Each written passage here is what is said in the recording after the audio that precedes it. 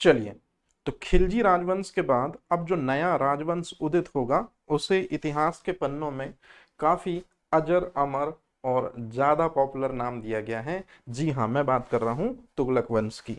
तो तुगलक वंश की यदि हम स्टार्टिंग देखें तो आपने ये चीज पढ़ी कि तुगलक से ठीक पहले अभी अभी हमने देखा कि जो खिलजी राजवंश है जिसने दिल्ली सल्तनत में और इतिहास के पन्नों पर सिर्फ और सिर्फ इतने साल सरवाइव किया, और इस खिलजी राजवंश का सबसे प्रमुख शासक अगर हम देखें तो वो निकल के आता अलाउद्दीन खिलजी।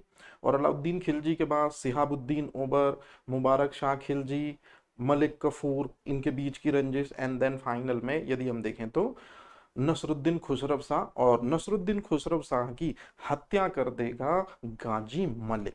तो कहने का सीधा सा मतलब है कि खिलजी राजवंश समाप्त हुआ, और खिलजी राजवंश के समाप्त होने के बाद याद रखेंगे तुगलक वंश जो है जिसने दिल्ली सल्तनत में सबसे ज्यादा समय तक शासन किया है। कब से कब तक शासन किया है आप खुद देखिए, इस क्वेश्चन का आंसर मेरे को चाहिए इसलिए मैं थोड़ा बेसिक बता रहा हूँ। 1320 से लेके 1414 तक, मतलब 94 ईयर्स। तो ये चीज आपको याद रखनी है क्योंकि आपसे कॉम्पिटिटिव एग्जाम में क्वेश्चन पूछा जाता है कि तुगलक जिसने सबसे ज्यादा समय तक शासन किया, इसके ठीक पहले कौन सा वंश आता है जिसने सबसे कम समय तक शासन किया।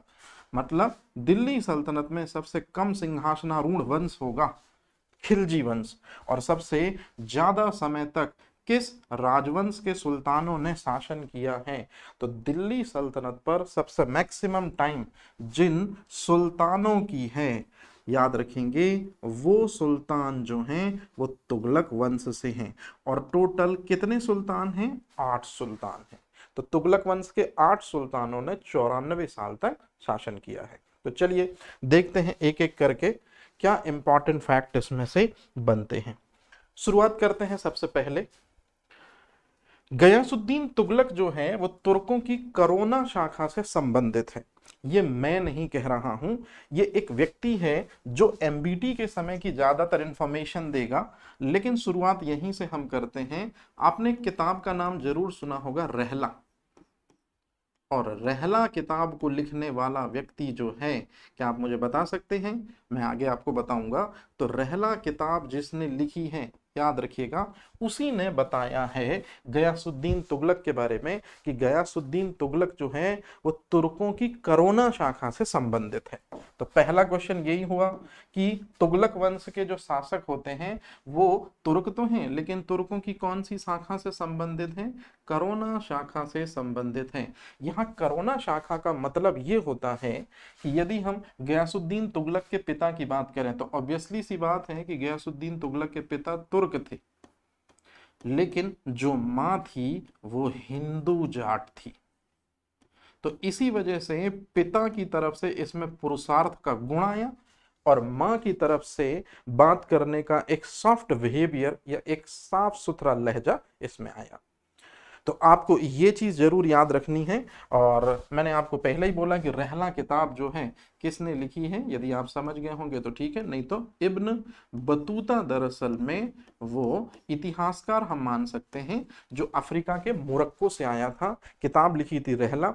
उसमें उसने ये स्टेटमेंट दिया कि तुगलक वंश के जितने भी 8 शासक हैं वो सारे के सारे करुणा शाखा से संबंधित हैं। तो चलिए सबसे पहले हम गयासुद्दीन तुगलक की ही देख लेते हैं। दिल्ली सल्तनत में सिर्फ 5 सालों का सर्वाइवल लिया है इसने, 5 साल शासन किया है, 1320 से लेके 1325 तक। तो पहला क्वेश्चन हमारा स्टार्ट होता है कि तुगलक वंश की स्थापना सबसे पहले किसने की? तो तुगलक वंश की स्थापना सबसे पहले किसने की? गयासुद्दीन तुगलक ने। कैसे की? मैंने आपको बताया था, याद करिए, जो खुसरव शाह था इसको मारकर। क्यों? तो खुसरव शाह जो है, ऐसा गाजी मलिक को लगता था कि अप्रत्यक्ष और प्रत्यक्ष रूप से अलाउद्दीन खिलजी के पूरे परिवार को मारने में इसी खुसरव शाह का हाथ था। इसलिए गाजी मलिक ने इस खुसरव शाह को निपटा दिया और यह आदेश किया कि खिलजी सल्तनत में यदि और कोई भी बचा हो तो लाके उसको राजा बना दो, लेकिन फाइनल में जब कोई नहीं मिला तो इस तरह से दिल्ली सल्तनत में तुगलक वंश की स्थापना होती है गाजी मलिक के द्वारा। लेकिन गाजी मलिक जैसे ही गद्दी पर बैठता है वो अपना नया नाम रखता है गयासुद्दीन तुगलक।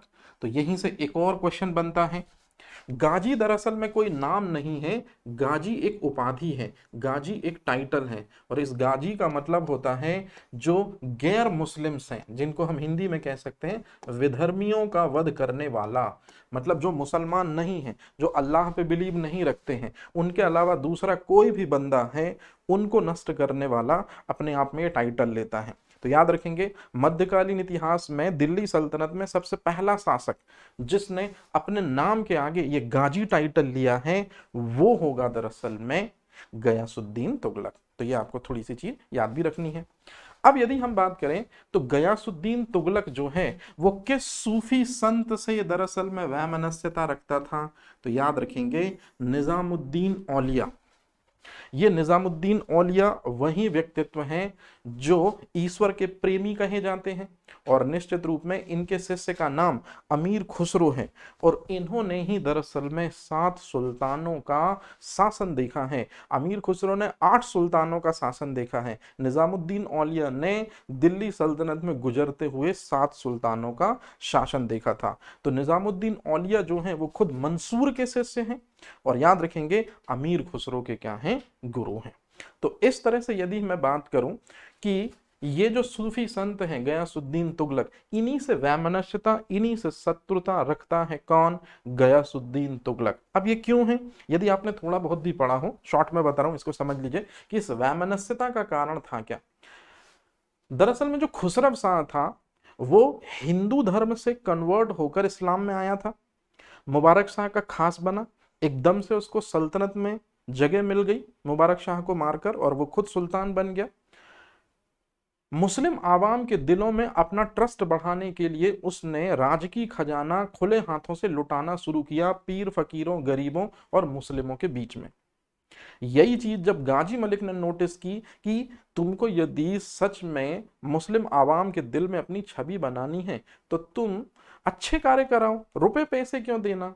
और वही रुपए पैसे स्पेशली 5 लाख टंका निजामुद्दीन औलिया के पास भी पहुंचाया था खुसरव शाह ने। और इसी वजह से हमने इसके पहले वाले सेशन में पढ़ा था कि निजामुद्दीन औलिया ने इसी वजह से अपना नैतिक समर्थन किसको दिया था, खुसरव शाह को दिया था। खुसरो शाह की जब डेथ हो जाएगी तो जो अगला शासक बनेगा गयासुद्दीन तुगलक, वो एक फरमान जारी करेगा कि खुसरो शाह ने जिनको रुपए पैसे बांटे हैं वो सारे के सारे लोग सल्तनत में फिर से रुपए पैसे लाकर दें। निजामुद्दीन औलिया से भी यही बात बोली गई कि 5 लाख टंका जो तुमको खुसरो शाह ने दिए हैं वो तुम क्या करो, सल्तनत में वापस करो। लेकिन निजामुद्दीन औलिया ने कहा कि मैं फकीर हूं, जो आया था वो तो तत्काल ही चला गया, अब मैं आपको ये नहीं दे सकता। तो इस तरह से कुछ बातचीतों में मनमुटाव हुआ, जिस वजह से जो गयासुद्दीन तुगलक हैं उनकी शत्रुता है, याद रखेंगे किससे, निजामुद्दीन औलिया से। और कुछ समय बाद निजामुद्दीन औलिया ने दंडित करने के लिए जब गयासुद्दीन तुगलक ने कुछ समय बाद दंडित करने के लिए निजामुद्दीन औलिया के पास आना चाहा, तो निजामुद्दीन औलिया ने स्टेटमेंट दिया कि दिल्ली अभी दूर है, मतलब Delhi is still far away. तो कहने का सीधा सा मतलब है कि आपसे क्वेश्चन पूछा जाता है कि दिल्ली अभी दूर है, ये स्टेटमेंट किसने दिया है, तो याद रखेंगे ये स्टेटमेंट जो है वो किसका है, तो निजामुद्दीन औलिया ने दिल्ली अभी दूर है स्टेटमेंट किसके लिए यूज किया था, गयासुद्दीन तुगलक के लिए। अब यदि मैं आपसे पूछूं, अमीर खुसरो जिन्होंने 8 सुल्तानों का शासन देखा है, इन्होंने अपनी जो अंतिम कृति लिखी हुई है इसका नाम है तुगलकनामा। और इस तुगलकनामा में ज्यादातर चर्चा जो है वो किसके बारे में की गई है, गयासुद्दीन तुगलक के बारे में की गई है। और गयासुद्दीन तुगलक के बारे में ही एक पॉइंट है कि गयासुद्दीन तुगलक जो है ये 1000 पंडितों का दिमाग रखता था। मतलब जितनी समझ हिंदू कल्चर में 1000 पंडित रखते हैं उतनी समझ जो है एक गयासुद्दीन तुगलक रखता है। तो इस तरह का ये तुगलक नामा कृति जो है ये अमीर खुसरो ने लिखी थी और उसमें ये बात बोली है। और इसी कृति में जिसका नाम है तुगलक नामा, इसी में बताया गया है कि एक नगर बसाया था गयासुद्दीन तुगलक ने जिसे कहते हैं तुगलकाबाद। तो ये आप थोड़ा सा याद रखेंगे कि तुगलकाबाद नगर किसने बसाया है, तो गयासुद्दीन तुगलक ने बसाया है। अब इसके बाद गयासुद्दीन तुगलक ने एक पद्धति डेवलप की थी जिसको कहते हैं रस्म मियान। अब ये रस्म मियान पद्धति किसने डेवलप की थी, ये क्वेश्चन आता है। अब रस्म मियान क्या है समझिए। अलाउद्दीन खिलजी ने आदेश जारी किया था बाजार प्रणाली के अंतर्गत कि कम तौलने वाले के शरीर से मांस काट लिया जाएगा। तो इतना कठोर दंड भी नहीं देना है आवाम को, और बहुत ज्यादा सॉफ्ट या बहुत ज्यादा नर्म दंड भी नहीं देना है दरअसल में आवाम को। तो सख्ती और नरमी के बीच संतुलन बनाकर ही दंडित किया जाएगा आवाम को। यही है रस्म मियान पद्धति। तो सख्ती और नरमी के बीच की पद्धति है रस्म मियान, जिसको मध्यम पंथी मार्ग भी कहा था अमीर खुसरो ने। तो लोगों को दंडित करने के लिए गयासुद्दीन तुगलक ने मध्यमा नीति या रस्म मियान पद्धति को लागू किया था।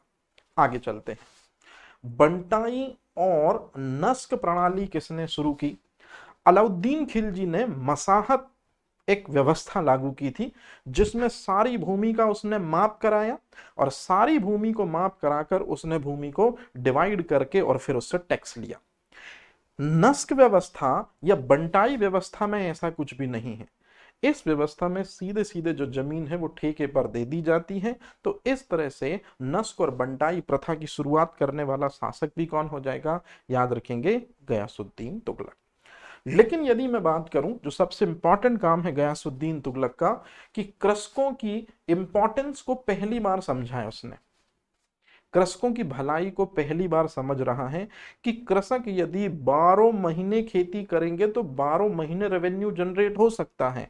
बस तो फिर क्या था, किसान 12 महीने खेती इस तरह से कर सकते हैं कि जब किसानों के पास 12 महीने पानी पहुंचे, और पानी पहुंचने के लिए नहर व्यवस्था जो है मेन नदी से निकाली गई। तो कहने का सीधा सा मतलब है कि नहरों के क्षेत्र में कार्य करने वाला पहला सुल्तान कौन सा था, याद रखेंगे, गयासुद्दीन तुगलक। हालांकि नहरों का बड़े पैमाने पर जाल जो है वो फिरोज शाह तुगलक बनाते हैं, लेकिन नहरों का सबसे पहला किसानों के लिए प्लस या पॉजिटिव पॉइंट देखते हैं गयासुद्दीन तुगलक। तो इस तरह से गयासुद्दीन तुगलक के बारे में आपको ये जो पॉइंट है वो याद रखने पड़ेंगे। गयासुद्दीन तुगलक के बारे में एक सबसे इंपॉर्टेंट पॉइंट और है कि डाक व्यवस्था को सबसे पहली बार किसने सुचारू रूप से दिल्ली सल्तनत में शुरू किया? आंसर है गयासुद्दीन तुगलक। और गयासुद्दीन तुगलक के बाद अब जो अगला शासक बनता है उसे हम कहेंगे मोहम्मद बिन तुगलक। तो याद रखेंगे, मोहम्मद बिन तुगलक से कॉम्पिटिटिव एग्जाम में बहुत सारे क्वेश्चन बनते हैं। तो चलिए एक एक करके सबसे पहले हम पढ़ना शुरू करते हैं मोहम्मद बिन तुगलक के बारे में।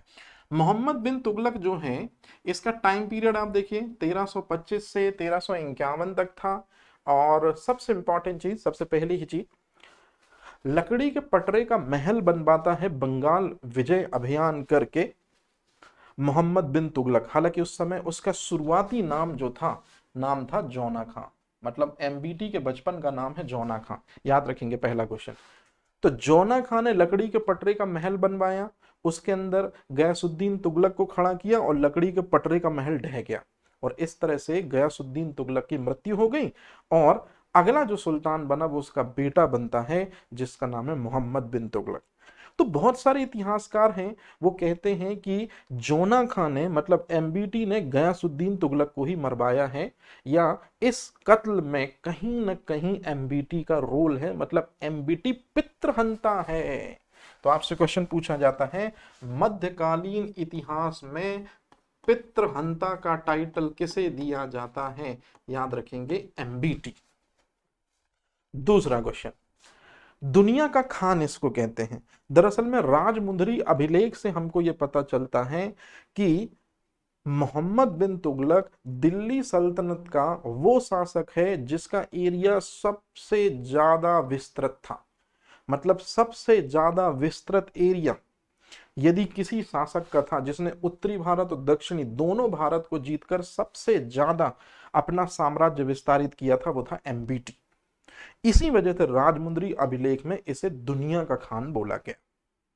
इसके बाद यदि हम बात करते हैं कि मोहम्मद बिन तुगलक को सिक्के बनाने वालों का सुल्तान कहते हैं।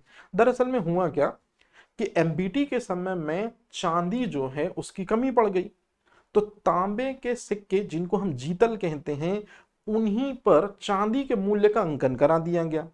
इसको कहते हैं सांकेतिक मुद्रा का प्रचलन, कि तांबे के सिक्के हैं लेकिन उसके ऊपर मूल्य चांदी के सिक्कों का है। तो इस तरह से सांकेतिक मुद्रा को शुरू करने वाला मिडिवल इंडिया में पहला शासक है कौन? आंसर है एमबीटी। लेकिन कुछ समय बाद जब लोगों ने अपने घरों में टकसालें खोलनी तो एमबीटी ने इसी बीच में चमड़े के सिक्के भी चलवाए थे। तो मध्यकालीन इतिहास का वो शासक जिसने चमड़े के सिक्के चलवाए, एमबीटी, याद रखिएगा। दिल्ली सल्तनत में सबसे ज्यादा विस्तृत साम्राज्य किसका था? आंसर है एमबीटी। इसलिए इसे मनियारों का राजकुमार कहते हैं। रॉबर्ट एडवर्ड ने ऐसा कहा था, या धनवानों का राजकुमार कहते हैं। तो ये सभी जो पॉइंट हैं ये आपको याद रखने होंगे, ये एमबीटी के उपनाम हैं। अब चलते हैं आगे। जिस तरह से अकबर, आपने सुना होगा, हरिविजय सूरी से धर्म संबंधी बातचीतों पर वार्तालाप करते थे, बिल्कुल उसी तरह से एक शख्स है जिसका नाम है मोहम्मद बिन तुगलक। और मोहम्मद बिन तुगलक जो हैं जैन संत जिन प्रभा सूरी से हमेशा बातचीत किया करते थे। और एक और जैन संत है जिनका नाम है जम्बू जी। तो जम्बू जी को तो भूमि अनुदान में दी थी एमबीटी ने। तो यह चीज आपको याद रखनी है, भूमि अनुदान जम्बू जी को दी है। और शास्त्रार्थ जो किया करता था एमबीटी, वो जिन प्रभा सूरी के साथ किया करता था। अब एमबीटी के बारे में आपको एक चीज पता होगी कि एमबीटी को दिल्ली सल्तनत में सनकी, पागल, रक्त पिपासु,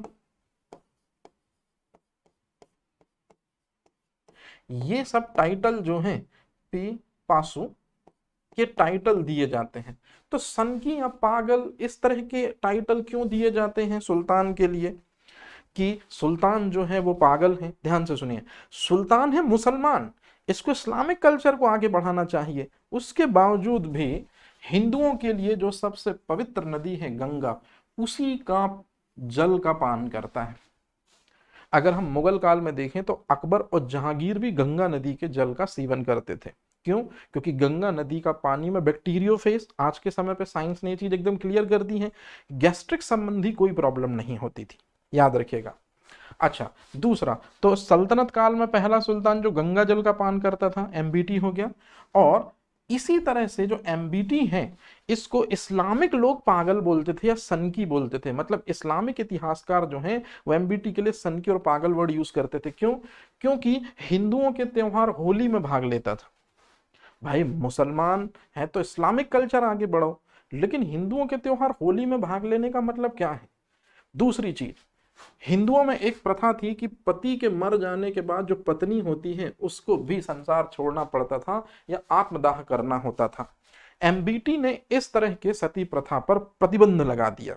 तो बहुत सारे जो पांडित्यवादी लोग थे या बहुत सारे लोग जो उच्च समझ रखते थे वो आए और उन्होंने कहा कि सुल्तान आप हमारे, मतलब हिंदू जो हैं वो आकर बोलते हैं कि आप हमारे धार्मिक मामलों में हस्तक्षेप कर रहे हैं, और आपको धार्मिक मामलों में हस्तक्षेप यदि करना है तो आप इस्लाम पे करो, हिंदू धर्म पे किसी तरह का कोई कटाक्ष मत करो।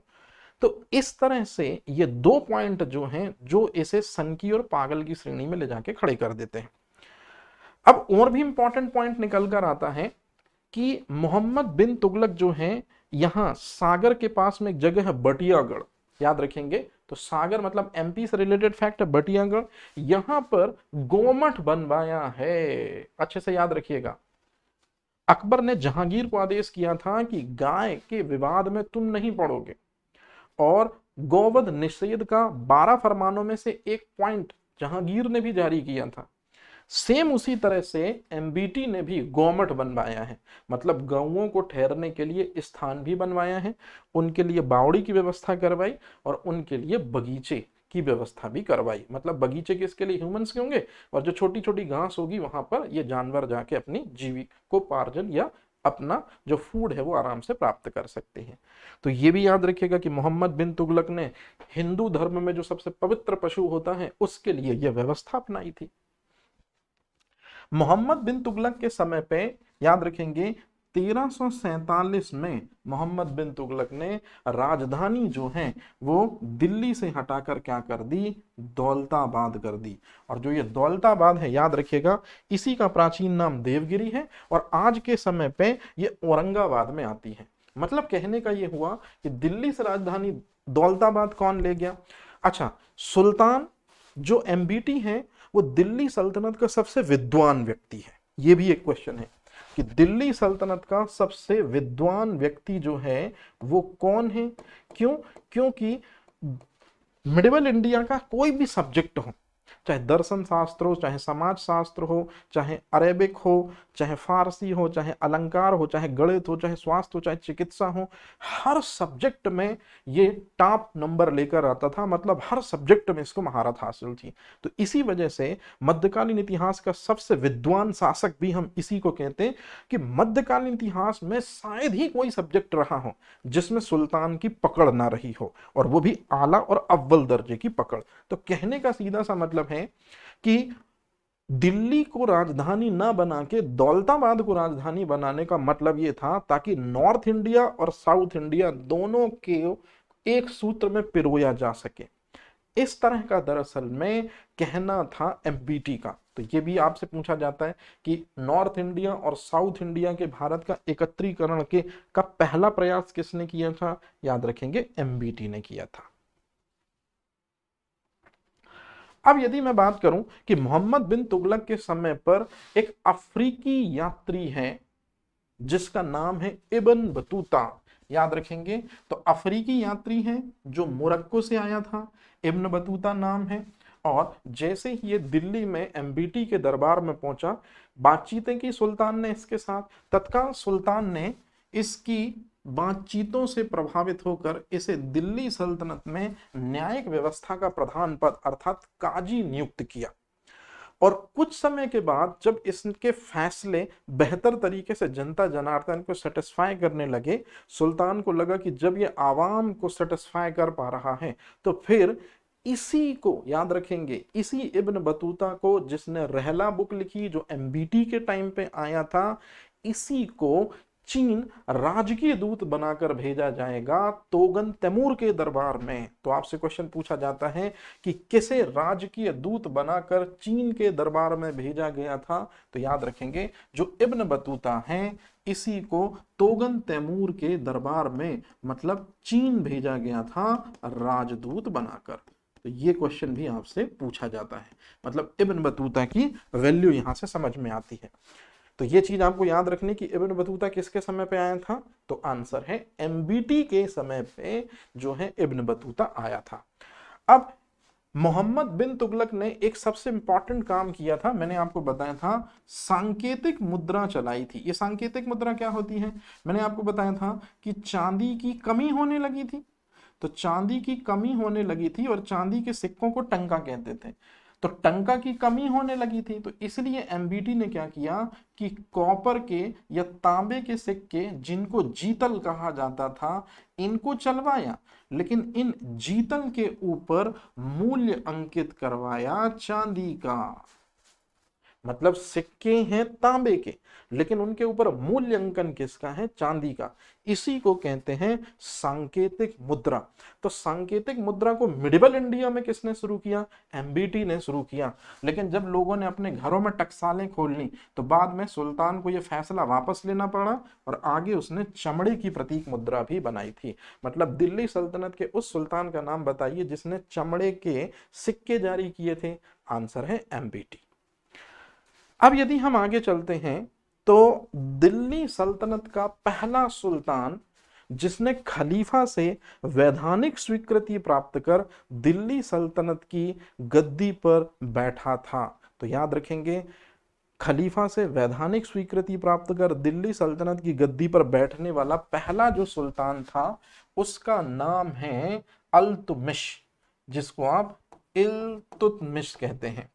मैंने आपको बताया था 1229 में बगदाद के खलीफा अल मुंतसिर बिल्लाह से इस्लामिक पद की स्वीकृति लेकर दिल्ली सल्तनत की गद्दी पर बैठा था, और उसके बाद फिर सीधे एमबीटी आता है जो दिल्ली सल्तनत का दूसरा सुल्तान बनता है, जो खलीफा से क्या करता है, मान्यता प्राप्त करता है और गद्दी पर बैठता है। अब इसके जस्ट बाद मोहम्मद बिन तुगलक का राज्य दिल्ली के सुल्तानों में सबसे बड़ा था। ये पॉइंट तो मेरे हिसाब से आपके लिए मोस्ट इंपॉर्टेंट पॉइंट है। मतलब मैंने आपको बताया दिल्ली सल्तनत का सबसे ज्यादा विस्तार जो है वो किसके समय पे हुआ था, तो दिल्ली सल्तनत का सर्वाधिक विस्तार जो है वो मोहम्मद बिन तुगलक के समय पे हुआ था। और जैसे ही मोहम्मद बिन तुगलक की डेथ होती है, दिल्ली विघटित भी होने लगा, या दिल्ली साम्राज्य का विघटन होने लगा। तो यदि हम बात करें कि मुगल साम्राज्य की पराकाष्ठा और पतन का काल यदि औरंगजेब का काल है, तो दिल्ली सल्तनत की पराकाष्ठा और पतन का काल एमबीटी का काल है। तो याद रखेंगे एमबीटी के समय में ही सबसे ज्यादा दिल्ली सल्तनत विस्तृत हुई, लेकिन धीरे धीरे जो है ये जैसे ही एमबीटी की डेथ हुई तो धीरे धीरे दिल्ली सल्तनत जो है वो क्या होने लगी, वो उसका दायरा कम भी होने लगा। अगर मैं आपसे क्वेश्चन पूछूं कि दिल्ली सल्तनत में उस बादशाह का नाम बताइए जिसने ये मिस्र लिखा है, याद रखिएगा, और चीन के साथ में दरअसल में राजनीतिक संबंध स्थापित किए थे। तो चीन के साथ में और मिस्र के साथ में भी एमबीटी ने अपने राजनीतिक संबंध स्थापित किए थे। अब यदि मैं बात करूं कि मोहम्मद बिन तुगलक की डेथ कहां होती है, तो मोहम्मद बिन तुगलक के बारे में यदि आप जानते हैं तो एक क्वेश्चन जरूर याद रखिएगा। दिल्ली सल्तनत में सबसे ज्यादा सैन्य अभियानों को सुचारू रूप से संचालित किया है अग्रणी होकर, आंसर है एमबीटी। मतलब एमबीटी ने बहुत सारे सैन्य अभियान किए, और एमबीटी ने जब बहुत सारे सैन्य अभियान किए हैं तो उनमें से जो उसकी जिंदगी के अंतिम में जो सैन्य अभियान वो करता है, मतलब एक विद्रोह का दमन करने के लिए जब वो निकलता है, तो सिंध के निकट थट्टा नामक स्थान पे उसकी डेथ हो जाती है। तो सिंध के निकट थट्टा नामक स्थान में जब उसकी डेथ हो जाएगी एमबीटी की, तो फिर एमबीटी का जो चचेरा भाई है, याद रखेंगे आप, फिरोज शाह तुगलक, वो दिल्ली सल्तनत की गद्दी पर तख्तनशीं होगा। तो इस तरह से यदि कोई आपसे पूछे कि दिल्ली सल्तनत की गद्दी पर तख्तनशीं होने वाला एमबीटी की डेथ के बाद वो कौन सा व्यक्ति है, आंसर है एफएसटी। तो एफएसटी ने अपना पहला राज्याभिषेक कहां करवाया है, वहीं थट्टा में जहां एमबीटी की डेथ हुई। और फिर फिरोज शाह तुगलक ने अपना दूसरा राज्याभिषेक कराया, कहां पर, दिल्ली आकर विधिवत रूप से। तो यदि मैं बात करूं, औरंगजेब वो शासक है, याद रखिएगा, जिसने 2 बार अपना राज्याभिषेक कराया है। कितने बार अपना राज्याभिषेक कराया औरंगजेब ने, 2 बार। उसी तरह से फिरोज शाह तुगलक भी है जिसने 2 बार अपना राज्याभिषेक कराया है। औरंगजेब जो है ये सबसे पढ़ा लिखा व्यक्ति था, लेकिन मैं ये पढ़े लिखे का मतलब है मैं बात कर रहा हूं इस्लामिक कट्टरता से। तो इस्लामिक कट्टरता जो है वो कूट कूट कर भरी थी औरंगजेब में। एफएसटी में भी इस्लामिक कट्टरता बहुत कूट कूट कर भरी थी, इसीलिए एफएसटी को सल्तनत काल का औरंगजेब भी कहते हैं, याद रखिएगा। और जो आपको ऑलरेडी पता है कि मध्यकालीन इतिहास का अकबर किसे कहते हैं, या मध्यकालीन इतिहास का पहला निरंकुश शासक किसे कहते हैं, आंसर है फिरोज शाह तुगलक।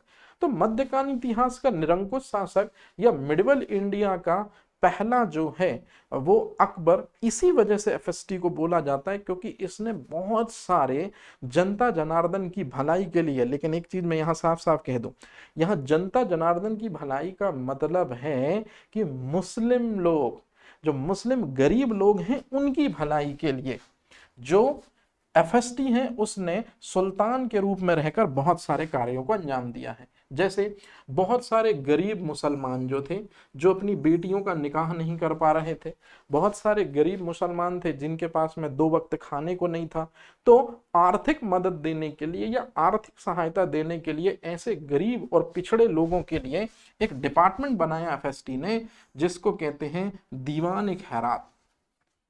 गरीब मुसलमानों के स्वास्थ्य को बेहतर करने के लिए फिरोज शाह तुगलक ने एक सरकारी अस्पताल का निर्माण कराया, जिसको कहते हैं दारुल शफा। इसी तरह से जो गरीब लोग हैं मुसलमान, लेकिन यंगस्टर्स हैं, वो उनके पास कोई काम धाम नहीं है, जिस वजह से अपराधों की संख्या में कहीं वृद्धि ना हो जाए, क्योंकि जब रोजगार नहीं होगा तो निश्चित रूप में गलत एक्टिविटी की तरफ जो युवा हैं वो चले जाएंगे। एफएसटी ने इसी कमी को दूर करने के लिए एक रोजगार ब्यूरो, मतलब दफ्तर रोजगार की व्यवस्था कराई, जहां पर उन मुस्लिम नौजवान लड़कों को जिनके पास कोई काम नहीं है वो आसानी से उसे ले सकते हैं। अब अगर मैं बात करूं कि जो अक्षम हैं, अपंग हैं, गरीब लोग हैं, उनके लिए वृद्धावस्था पेंशन योजना की शुरुआत के लिए डिपार्टमेंट भी सबसे पहले बनाया। तो कहने का मतलब है कि गरीब मुसलमानों की भलाई के लिए जो फिरोज शाह तुगलक है उसने बहुत सारे विभाग बनवाए हैं। इसी में एक और विभाग है जो यहां लिखा नहीं है, लेकिन मैं साइड में लिख रहा हूं, दीवान बंदगान। ये दीवाने बंदगान जो है, याद रखेंगे, ये एक ऐसा विभाग है जिसमें गुलामों जो हैं उनकी देखरेख होती थी। दरअसल में 1,80,000 गुलाम थे फिरोज शाह तुगलक के पास, जो उसके 36 राजकीय कारखानों में कार्य किया करते थे। और निश्चित रूप में 1,80,000 दासों या गुलामों के चीजों को देखने के लिए, मतलब उनकी भोजन व्यवस्था, उनकी वेतन व्यवस्था को देखने के लिए एक अलग से डिपार्टमेंट सेपरेट बनाना पड़ा, जिसको कहते हैं दीवाने बंदगान। तो यदि आपसे कोई क्वेश्चन पूछे कि सर्वाधिक दास किसके समय में थे, एफएसटी के समय में, कितने कारखानों में काम करते थे, 36, कौन सा डिपार्टमेंट था जो दासों के लिए बनाया गया था, स्पेशली दीवाने बंदगान। तो अब अगर मैं आपसे क्वेश्चन पूछूं कि जो काम आज के समय पे पीडब्ल्यूडी करता है, मतलब रोड बनवाता है, सरकारी इमारतें बनवाता है जहां लोग जाकर अपना कार्य कराते हैं, तो जो काम आज पीडब्ल्यूडी करता है यही पीडब्ल्यूडी की नींव भी रखी है एफएसटी ने। मतलब सार्वजनिक निर्माण कार्य कराने वाला दिल्ली सल्तनत का पहला शासक जो है, याद रखेंगे, वो एफएसटी ही है। एफएसटी को ये बहुत अच्छे से पता है कि किसान यदि 12 महीने खेती करेंगे तो 12 महीने जो है राजस्व, भू राजस्व जो है वो सुल्तान को मिलता रहेगा। इसी वजह से सुल्तान ने क्या किया कि 5 बड़ी नहरों का निर्माण करवाया, और 5 बड़ी नहरों का निर्माण कराकर इन नहरों का पानी खेतों तक पहुंचाया। और जब खेतों तक किसानों को पानी मिला तो किसानों ने खेती करना हमेशा शुरू किया, मतलब 12 महीने शुरू किया। और इसके बदले सुल्तान ने सिंचाई कर, जिसको हक ए सुर्ब कहते हैं, ये भी वसूल किया। तो कहने का सीधा सा मतलब है कि भू राजस्व तो सुल्तान ने वसूला ही वसूला 33%, साथ ही साथ में सिंचाई कर भी वसूला, क्योंकि इसी सिंचाई के पानी के कारण तो किसान जो हैं वो एक साल में 12 महीने आराम से खेती कर पा रहे थे और खुद का उदर पोषण करते और सुल्तान को या सल्तनत को टैक्स या रेवेन्यू जनरेट करके देते। तो इसी वजह से यह आपसे पूछा जाता है कि सल्तनत में पहला सिंचाई टैक्स या पहला सिंचाई कर किसने लगाया, तो आंसर आपको याद रखना है एफएसटी। तो अब अगर मैं आपसे क्वेश्चन पूछूं कि ये सबसे लास्ट में लिखा है लेकिन मैं आपको बता दे रहा हूं, फिरोज शाह तुगलक जो है इसने सबसे ज्यादा स्थापत्य कृतियों का निर्माण भी कराया है। तो फिरोज शाह तुगलक ने कुछ सिटीज बनाई हैं जो सबसे लास्ट में लिखी हैं, जैसे आपको दिख रही होगी फिरोजाबाद, हिसार, फिर फतेहाबाद, है ना। और इसी में एक जगह है जौनपुर। तो याद रखेंगे, जो जौनपुर नगर है ये बसाया था किसने, फिरोज शाह तुगलक ने बसाया था। मतलब फिरोज शाह तुगलक ने जौनपुर नगर को बनाया था, लेकिन अपने चचेरे भाई एमबीटी की स्मृति में, अपने चचेरे भाई एमबीटी की याद में दरअसल में बनाया था। किससे, याद रखेंगे, बनाया था जौनपुर नगर को। याद रहेगा। और बाकी जितने भी नाम है, फतेहाबाद, हिसार, फिरोजाबाद, है ना, फिरोजपुर, ये सब अपने नाम पर, लेकिन उसने जौनपुर नगर जो बसाया था अपने चचेरे भाई की स्मृति में बसाया था। तो इस तरह से हमने एफएसटी के बारे में ये तो चीजें बहुत अच्छे से देखी कि एफएसटी ने बहुत सारे कार्य जो हैं जनता जनार्दन के लिए किए हैं। जैसे दिल्ली सल्तनत में यदि हम मुगल डायनेस्टी में जाके देखते हैं तो बहुत से काम जैसे अकबर करता है लोगों की भलाई के लिए, बिल्कुल उसी तरह से ये भी काम करेगा फिरोज शाह तुगलक। अब अच्छे से देखिए, फिरोज शाह तुगलक ने एक चीज बनाई है, खाने जहां तिलंगनी का मकबरा। और ये खाने जहां तिलंगनी का जो मकबरा है ये यरूशलेम की उमर की मस्जिद से सिमिलैरिटी शो करता है। तो आपसे क्वेश्चन पूछा जाता है कॉम्पिटिटिव एग्जाम में कि उमर की मस्जिद से समानता हिंदुस्तान में कौन सा मकबरा रखता है, तो खाने जहां तिलंगनी का मकबरा, जिसको किसने बनाया था, एफएसटी ने बनाया था। अगर मैं आपसे पूछूं कि कुतुब मीनार का कार्य किसने शुरू करवाया, कुतुबुद्दीन ऐबक। यदि मैं आपसे पूछूं कि कुतुब मीनार के निर्माण कार्य को पूरा किसने करवाया, आंसर है इल्तुतमिश।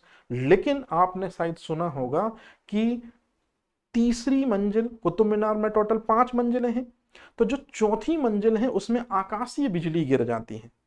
याद रहेगा ये चीज। तो जब आकाशीय बिजली गिर जाएगी चौथी मंजिल में तो ऑब्वियसली सी बात है चौथी तो क्षतिग्रस्त होगी, पांचवी भी क्षतिग्रस्त होगी। तो चौथी और पांचवी मंदिर का जीर्णोद्धार करवाया या उसको सही तरीके से करवाया था फिरोज शाह तुगलक ने। मतलब फिरोज शाह तुगलक ने, याद रखेंगे, कुतुब मीनार का पुनर्निर्माण भी करवाया था। मतलब कुतुब मीनार से रिलेटेड जो व्यक्तित्व जुड़े हुए हैं वो ऐबक है जिसने शुरू करवाया था, इल्तुतमिश है जिसने पूर्ण करवाया, और पुनर्निर्माण की बात यदि करूं, आकाशीय बिजली गिरने से चौथी मंजिल में दिक्कत आ गई थी तो चौथी और पांचवी मंजिल को बेहतर बनवाया था किसने, एफएसटी ने। अच्छा, एफएसटी के बाद भूकंप आएगा। अरे मतलब एफएसटी के शासन के कुछ समय बाद भूकंप आता है। उस समय जो शासक है सिकंदर लोदी हैं, तो सिकंदर लोदी ने भी कुतुब मीनार की मरम्मत करवाई। तो ये भी आप जरूर याद रखेंगे। तो कुतुब मीनार से रिलेटेड 4 दिल्ली सल्तनत के जो सुल्तान है वो कहीं ना कहीं जुड़े हुए हैं। अब यदि मैं आपसे पूछूं कि दिल्ली सल्तनत का पहला ऐसा सुल्तान जिसने शरीयत के नियमों के हिसाब से ही सल्तनत चलाई है, जिसने प्योरली इस्लामिक नियमों कानूनों के हिसाब से सल्तनत को आगे बढ़ाया है, आंसर है फिरोज शाह तुगलक। तो शरीयत के हिसाब से और उलेमा वर्ग के कहने के हिसाब से जिसने सल्तनत को आगे चलाया और सल्तनत को आगे बढ़ाया, जी हाँ, वो है फिरोज शाह तुगलक। और फिरोज शाह तुगलक जो है इसने उलेमा वर्ग के कहने पर ही क्या किया था, अब ध्यान से सुनिएगा। 24 प्रकार के टैक्स होते थे, तो 24 प्रकार के टैक्स आवाम से ना लेकर सिर्फ 4 प्रकार के टैक्स ही जो शरीयत में लिखे हैं, जजिया, जकात, खम्स और खराज, वो वसूले जाएं। फिरोज शाह तुगलक ने जजिया कर जो है वो ब्राह्मणों से भी वसूल किया था। सबसे ज्यादा पूछा जाने वाला क्वेश्चन कि जजिया टैक्स जो है वो ब्राह्मणों से भी वसूल किया था। लेकिन यदि मैं आपसे पूछूं कि जजिया सबसे पहले किसने लगाया था, याद करिए, सिंध के हिंदुओं से सबसे पहले जजिया किसने वसूला था, तो ऑब्वियसली सी बात है मोहम्मद बिन कासिम ने, जो कि एक अरबी व्यक्ति था। लेकिन ब्राह्मणों से भी जजिया वसूलने वाला पहला सुल्तान जो है वो है एफएसटी। अब यदि मैं आपसे क्वेश्चन पूछूं जो सबसे इंपॉर्टेंट क्वेश्चन भी है कि दिल्ली सल्तनत में आप उस सुल्तान का नाम बताइए जो तुगलक वंश से संबंधित है, जिसने मुस्लिम स्त्रियों को, याद रखेंगे, जिसने मुस्लिम स्त्रियों को पीर फकीरों की मजारों पर जाने पर प्रतिबंध लगा दिया। मतलब मुस्लिम स्त्रियों के मजार पर जाने पर किसने प्रतिबंध लगाया, एफएसटी ने।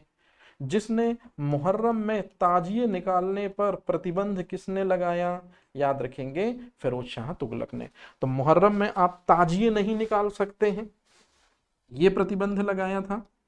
और दूसरी सबसे इंपॉर्टेंट चीज जो है कि मुस्लिम स्त्रियां जो हैं वो पीर फकीरों की मजारों पर नहीं जा सकती, ये भी। और ये सब जो कहे थे ये शरीयत के हिसाब से चलने वाले पॉइंटों में से एक पॉइंट है। और सबसे महत्वपूर्ण बात जो आगे निकलकर सामने आती है कि दिल्ली सल्तनत का एकमात्र सुल्तान एफएसटी है जिसने खुद भ्रष्टाचार को प्रोत्साहन दिया।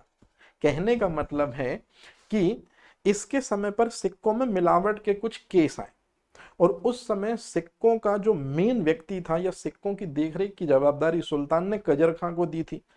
तो जब सुल्तान के पास में खुद आए कि सिक्कों में मिलावट हो रही है या चांदी के सिक्कों में थोड़ी सी मिलावट तांबे की जा रही है, दूसरी मेटल की जा रही है, तो सुल्तान को ये बात पता होते हुए भी सुल्तान ने कजर खां के खिलाफ कोई भी एक्शन नहीं लिया। और आपने शायद सुना होगा कि वो हुलिया लिखने की प्रथा और घोड़े दागने की प्रथा में कई बार सुल्तान ने अपने उच्च अधिकारी को खुद पैसे दिए ताकि संबंधित व्यक्ति को डबल बार या 2 बार वेतन मिल सके। तो पूरे के पूरे मिडिवल इंडिया में यदि हम दिल्ली सल्तनत की बात करें तो खुद भ्रष्टाचार को आगे बढ़ के प्रोत्साहित कौन कर रहा है? फिरोज शाह तुगलक। और इस वजह से यह क्वेश्चन बहुत इंपॉर्टेंट हो जाता है। सबसे इंपॉर्टेंट चीज, दिल्ली सल्तनत का पहला सुल्तान है, याद रखेंगे, फिरोज शाह तुगलक, जिसने अपने संस्मरण, अपनी आत्मकथा, अपना जीवन चित्रण स्वयं लिखा है और जिसे कहते हैं फुतुहात-ए फिरोज शाही। तो फुतुहात-ए फिरोज शाही नाम से मैं यहां लिख दे रहा हूं, फुतुहात-ए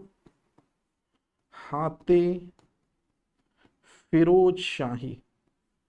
तो फुतुहात-ए फिरोज शाही ये दरअसल में आत्मकथा है जो खुद किसने लिखी है? ये लिखी है गयासुद्दीन तुगलक के बाद, एमबीटी के बाद आने वाला शासक फिरोज शाह तुगलक। तो याद रहेगा यहां तक आपको। चलिए, अब यदि मैं आपसे पूछूं कि तुगलक वंश का अंतिम शासक कौन है, तो जी हां, तुगलक वंश का जो अंतिम शासक है उसी का नाम है नसरुद्दीन महमूद। और नसरुद्दीन महमूद के काल की सबसे बड़ी खासियत यह है कि 1398 में ही, याद रखेंगे, नसरुद्दीन महमूद के समय में तैमूर लंग का आक्रमण हुआ था। और तैमूर लंग बिल्कुल भी मंगोल शासक नहीं है, दरअसल में ये एक तुर्की शासक है। तो ये जो मंगोल लिखा है ये बिल्कुल गलत है। तैमूर लंग दरअसल में कैसा शासक है? तुर्की शासक है। तो अगर मैं आपसे क्वेश्चन पूछूं कि चंगेज खान के बारे में तो आपने जरूर सुना होगा। तो चंगेज खान जो है वो क्या है? मंगोल है। तो दिल्ली सल्तनत में किस सुल्तान के समय पे ये चंगेज खान हमको दिखाई पड़ता है? आंसर है इल्तुतमिश के समय पे, जो कि गुलाम वंश का शासक है। लेकिन यदि मैं आपसे पूछूं कि जो तैमूर लंग है, जो एक लंगड़ा भी है, दरअसल में लड़ाई के दौरान इसने अपना एक पैर खो दिया था, तो तैमूर लंग जो कि एक तुर्की व्यक्ति है, याद रखेंगे, ये दरअसल में किसके समय में भारत आता है? तो नसरुद्दीन महमूद के समय में भारत आता है। और नसरुद्दीन महमूद तैमूर लंग को आता देख गुजरात भाग जाता है और इस तरह से तैमूर लंग दिल्ली पहुंचकर जबरदस्त लूटपाट करता है।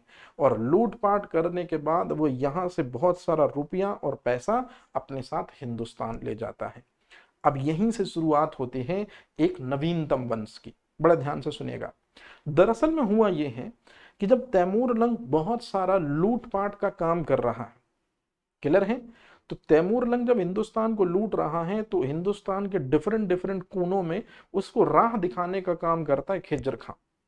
तो खिज्र खां ने तैमूर लंग के लूटपाट और हिंदुओं के कत्लेआम में बहुत सहायता करी और कुल मिला के दरअसल में सरपरस्त बनकर तैमूर लंग का खिज्र खां ने उसको आगे हिंदुस्तान में चीजें दिखाई। तो इस वजह से जब तैमूर लंग वापस लौट रहा है अपने गृह वतन, तो तैमूर लंग जब वापस लौट रहा है अपने गृह वतन, कहां पर? समरकंद। और समरकंद लौट रहा है, याद रखेंगे, तब वो हिंदुस्तान में हिंदुस्तानी विजित प्रदेशों की देखरेख का जवाबदारी खिज्र खां को सौंप जाता है। तो इस तरह से तैमूर लंग के आने के कारण ही, याद रखेंगे, हिंदुस्तान में तुगलक वंश इतिहास के पन्नों पर जो सबसे ज्यादा समय तक उसका समापन होता है और अप्रत्यक्ष रूप से सैयद वंश जो है खिज्र खां के दिशा निर्देशन में पनपना शुरू होता है। मतलब तुगलक वंश के पतन के बाद अब सैयद वंश जो है, याद रखेंगे, इसका दरअसल में क्या होता है? समय आता है या ये दरअसल में अब सल्तनत पर क्या करेगा? ये शासन करना स्टार्ट करेगा। तो अब यदि आपसे क्वेश्चन पूछा जाए कि सैयद वंश जो है इसने सल्तनत में कितने समय तक शासन किया है, तो मैंने आपको पहले ही बताया कि तुगलक वंश के पतन के बाद सैयद वंश ने सबसे कम समय तक शासन किया है। नहीं, तुगलक वंश के पतन के बाद जो सैयद वंश आएगा ने द्वितीय द्वितीय सबसे कम समय तक शासन किया है। दरअसल में इस क्वेश्चन में बहुत लोग कंफ्यूज होते। एक बात आप अच्छे से देखिए कि जो खिलजी हैं इन्होंने दिल्ली सल्तनत पे सिर्फ और सिर्फ 30 साल शासन किया है, और जो सैयद हैं, याद रखेंगे, सैयद राजवंश जो एकमात्र सिया राजवंश भी है, इसने सल्तनत पर सिर्फ और सिर्फ 37 ईयर की हुक्मरानी की है, मतलब 37 साल का शासन किया है। और सबसे ज्यादा समय किसने दिल्ली सल्तनत में? 94 साल हमने देखा कि तुगलक वंश, और उसके जस्ट बाद में 84 साल गुलाम वंश शासन करेगा, और 75 साल शासन करेंगे लोधी राजवंश। तो इस तरह से ये चीज आपको याद रखनी है। मतलब कहने का ये हुआ कि तैमूर लंग के आक्रमणों के कारण, याद रखेंगे यहां पर जो मेन वर्ड है वो है तैमूर लंग, कि तैमूर लंग नामक एक तुर्की व्यक्ति हिंदुस्तान में आया, लूटा खसूटा, और लूट खसूट करने के बाद में जो नसरुद्दीन महमूद है वो भाग खड़ा हुआ, और इसी चीज के कारण अर्थव्यवस्था जब हिंदुस्तान की बहुत ज्यादा जर्जर हो गई तो फिर तुगलक वंश जो है ये लगभग लगभग क्या हो गया, समाप्त सा हो गया। और कुछ समय बाद खिज्र खान ने हिंदुस्तानी विजित प्रदेशों में अपनी दरअसल में दावेदारी पेश करते हुए सैयद राजवंश की नींव रखी। तो यदि आपसे कोई क्वेश्चन पूछे कि दिल्ली सल्तनत का चतुर्थ राजवंश कौन सा है, जल्दी से बताइए। तो दिल्ली सल्तनत का जो चतुर्थ राजवंश है वो सैयद राजवंश है। दिल्ली सल्तनत का एकमात्र शिया वंश, अब ये चीज आप याद रखेंगे कि दिल्ली सल्तनत का एकमात्र सिया वंश कैसे हो जाएगा ये, यहां एकमात्र सिया राजवंश का मतलब या एकमात्र सिया वंश का मतलब ध्यान से समझेंगे, जैसे गुलाम वंश के जो शासक हैं, है ना, ये हैं तो तुर्की, लेकिन तुर्की मुसलमान में ये सुन्नी है। इसी तरह से गुलाम वंश के बाद जो खिलजी आते हैं ये भी बिल्कुल गुलाम वंश के शासकों की तरह हैं, तुर्की हैं और सुन्नी मुसलमान हैं। इसके जस्ट बाद आते हैं तुगलक। तो आपको ये भी पता होना चाहिए कि तुगलक वंश के जो शासक हैं वो तुर्की हैं और वो भी सुन्नी हैं। अब जो सबसे इंपॉर्टेंट चीज है उसको मैं अलग से लिख रहा हूं, याद रखेंगे, मैं बात कर रहा हूं सैयद वंश की। तो जो सैयद वंश के शासक हैं, नो डाउट ये हैं तो तुर्की, याद रखेंगे ये हैं तो तुर्की, लेकिन ये सुन्नी नहीं बल्कि ये कैसे मुसलमान हैं, सिया मुसलमान हैं, याद रखेंगे। और अब यहीं पर मैं भेद खोल देता हूं एक सिंपल सा, इसको कलर अलग ले रहा हूं। इसके बाद आएगा लोधी वंश, याद रखेंगे। और लोधी वंश जो है वो इनके जैसे तुर्की नहीं है, वो दरअसल में है अफगानी, मतलब पठान, लेकिन है सुन्नी। मतलब कहने का है आपको ये चीज याद रखनी पड़ेगी, ये बहुत इंपॉर्टेंट चीज है, ठीक है। तो कहने का मतलब हुआ कि सैयद वंश दिल्ली सल्तनत में एकमात्र सिया वंश है। और यदि मैं बात करूं कि दिल्ली सल्तनत में एकमात्र अफगानी राजवंश जो है तो वो हो जाएगा आपका लोधी, मतलब पठान वंश। तो चलिए बिना देरी किए हुए शुरुआत करते हैं कि किस वंश के लोग अपने को पैगंबर ए इस्लाम का, तो याद रखेंगे पैगंबर ए इस्लाम का वंशज मानते थे। तो पैगंबर इस्लाम का जो वंशज है वो अपने को मानते थे कौन, सैयद राजवंश के लोग।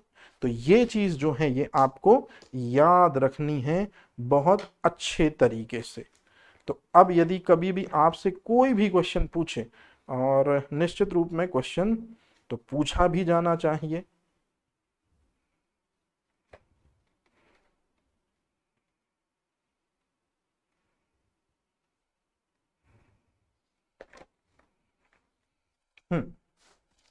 चलिए शुरुआत करते हैं सबसे पहले। खिज्र खां जो है, जो सैयद वंश का पहला शासक है। तो कैसे खिज्र खां को दरअसल में ये मोमेंटम मिला कि वो सैयद वंश की स्थापना कर पाए? तो ध्यान से सुनिएगा। मंगोल आक्रमणकारी, पहली चीज ये बिल्कुल गलत लिखी है, मंगोल नहीं होगा, ये होगा तुर्की। ये दरअसल में रॉन्ग स्टेटमेंट है, बिल्कुल, है ना। तो तुर्की आक्रमणकारी कौन है? तैमूर लंग। तो तैमूर लंग के सहयोग दिया है किसने? खिज्र खां ने। और इसी वजह से जब तैमूर लंग हिंदुस्तान को जीतकर अपने गृह वतन लौट रहा था, तब वो हिंदुस्तानी विजित प्रदेश जैसे लाहौर, मुल्तान और दीपालपुर की सूबेदारी किसको सौंप जाएगा? खिज्र खां को सौंप जाएगा। लेकिन खिज्र खां इन सभी रियासतों की देखरेख करेगा, लेकिन अभी भी वो तैमूर को अपना क्या मानता है? वो अभी भी तैमूर को अपना मेन शासक और मेन लीडर मानता है। लेकिन कुछ समय बाद जब तैमूर लंग की डेथ हो जाएगी, तैमूर लंग की डेथ के बाद उसका जो पौत्र है शाहरुख, वो सुल्तान बनेगा। तो इसी दौरान फिर जो है, याद रखेंगे, फिर ये खिज्र खां जो है, ये तैमूर के पौत्र सुल्तान को शासक मानकर दिल्ली सल्तनत में सैयद राजवंश की स्थापना कर देगा। तो कहने का सीधा सा मतलब है कि खिज्र खां ने कुतुबुद्दीन ऐबक के जैसे ही सुल्तान की उपाधि धारण नहीं की है, बल्कि उसने एक उपाधि या एक टाइटल धारण किया जिसको कहते हैं रैयते आला। और ये रैयते आला का टाइटल बिल्कुल वैसा ही है जैसे कुतुबुद्दीन ऐबक ने मलिक और सिपह सालार उपाधि ली थी। मतलब खिज्र खां ने कहा कि मैं जो हूं वो सुल्तान नहीं हूं, बस मैं तो अपने मालिक तैमूर लंग के जो पौत्र हैं शाहरुख, उनकी संरक्षण में या उनकी देख रेख में दरअसल मैं सैयद वंश को आगे बढ़ा रहा हूं। तो ये चीज आप जरूर याद रखेंगे कि सैयद वंश का जो पहला शासक है जिसका नाम है खिज्र खां, इसने कभी भी अपने आप को सुल्तान नहीं माना ऐबक के जैसे। इसने हमेशा अपने जिंदगी भर रैयते आला की उपाधि से ही अपने को दरअसल में क्या कहा है? संबोधित किया है।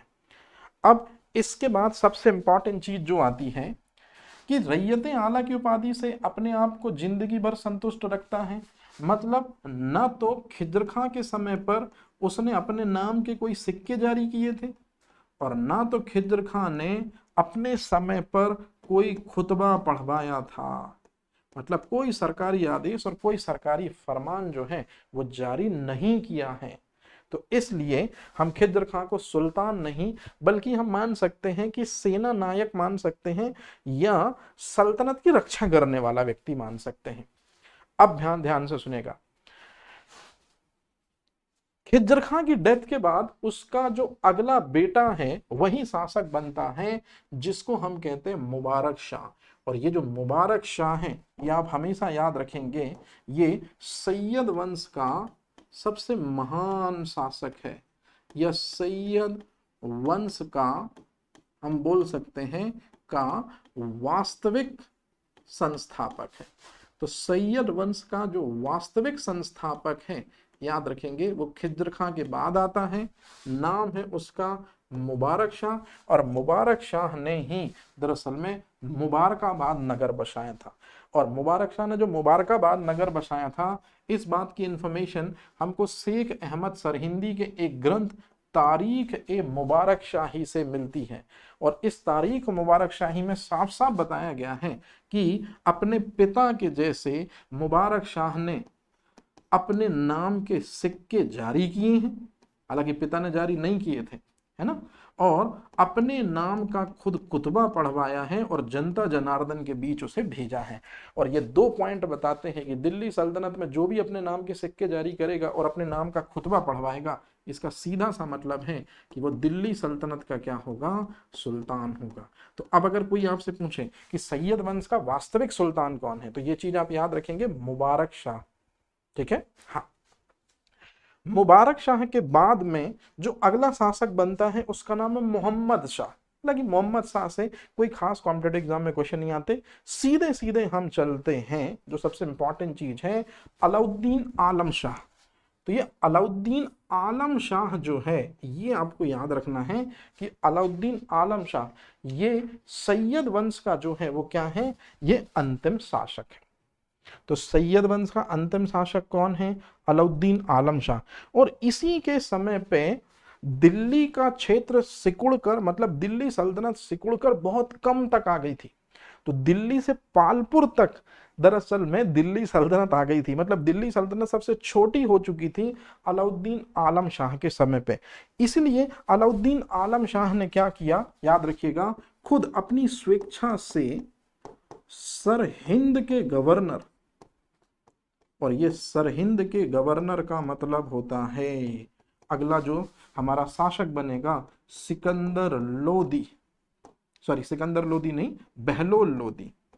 तो बहलोल लोदी को बुलाता है और बहलोल लोदी को बुलाकर खुद ही ये उसे सत्ता स्वेच्छा से सौंप देता है।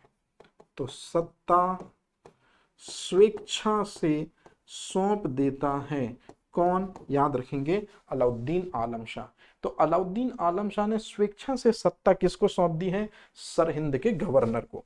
अच्छा, अलाउद्दीन आलम शाह का, मेरी बात ध्यान से सुनेगा, अलाउद्दीन आलम शाह जो सैयद वंश का अंतिम शासक है, मैं यहां लिख भी दे रहा हूं, यह हालांकि लिखा हुआ है, सैयद वंश का अंतिम शासक है अलाउद्दीन आलम शाह। अलाउद्दीन आलम शाह का दामाद है मसूद शाह।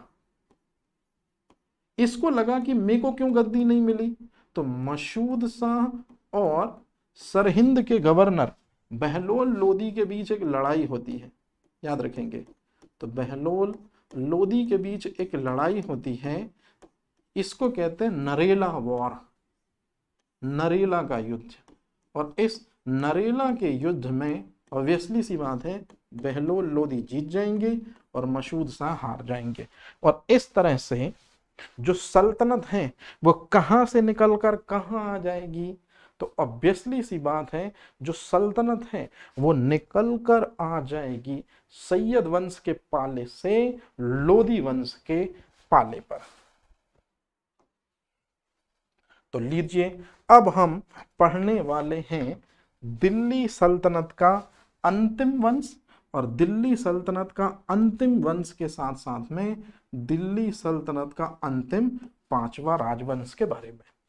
तो दिल्ली सल्तनत का अंतिम पांचवा जो राजवंश है, याद रखेंगे इसके बारे में, ये जो है ये अफगानी राजवंश है। मैंने इसके बारे में आपको बताया भी था।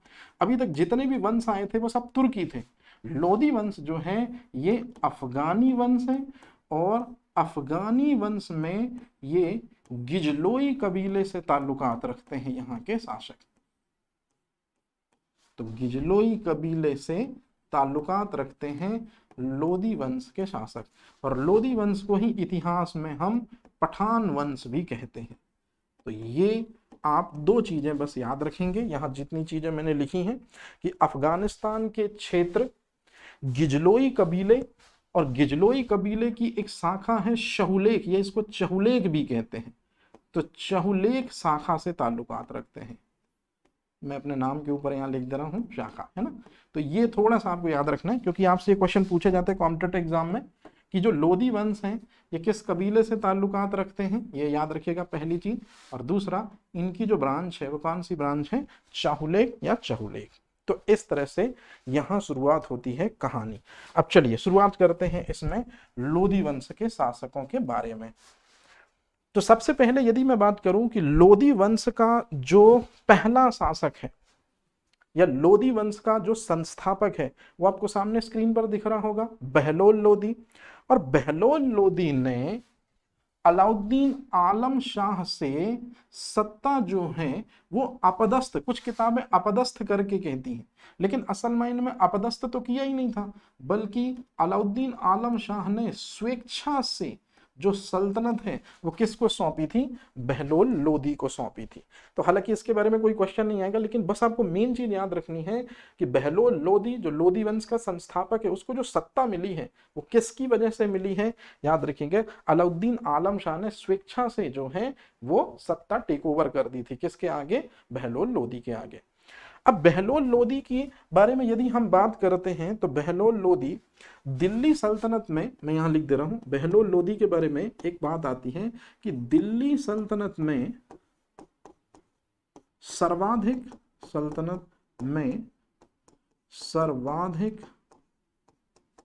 लंबे समय तक शासन, सर्वाधिक लंबे समय तक शासन किसने किया है? तो याद रखेंगे दिल्ली सल्तनत में सर्वाधिक लंबे समय तक शासन 38 साल ये किया है बहलोल लोदी ने। और बहलोल लोदी के बाद 37 साल सबसे लंबे समय तक शासन किया था, मतलब सेकंड सबसे ज्यादा समय तक शासन किया था FST ने, फिरोज शाह तुगलक ने। ये 2 पॉइंट आपको याद रखने हैं कि दिल्ली सल्तनत के सभी शासकों में सबसे लंबे समय तक शासन किसका है?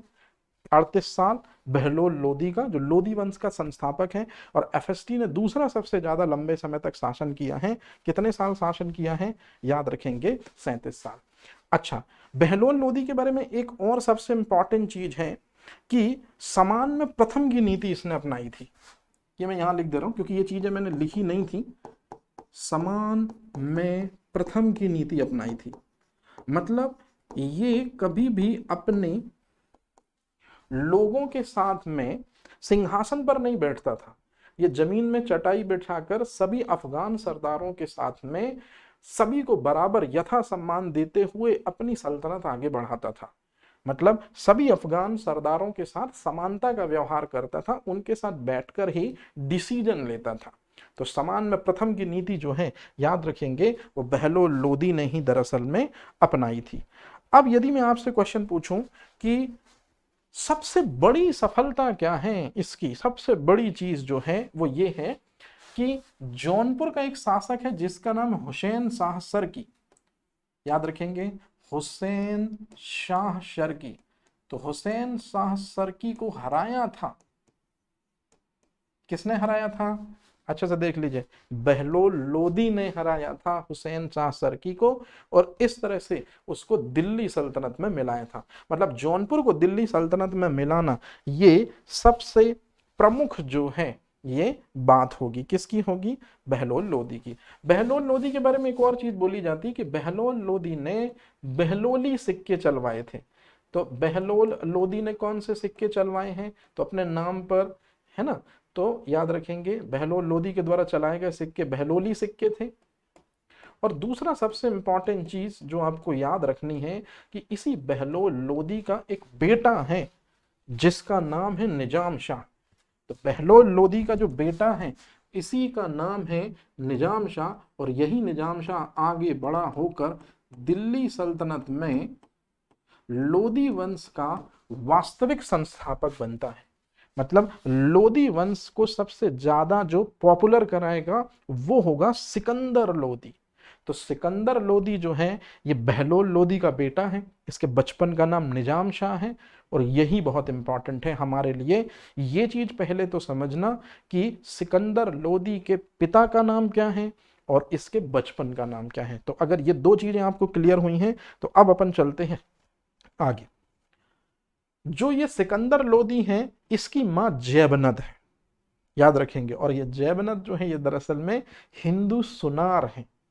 मतलब अगर मैं सिकंदर लोदी की बात करूं तो पिता जो है वो कौन है? अफगानी है, याद रखेंगे, लेकिन मां जो है वो हिंदू है। तो इस तरह से ये क्वेश्चन भी आता है।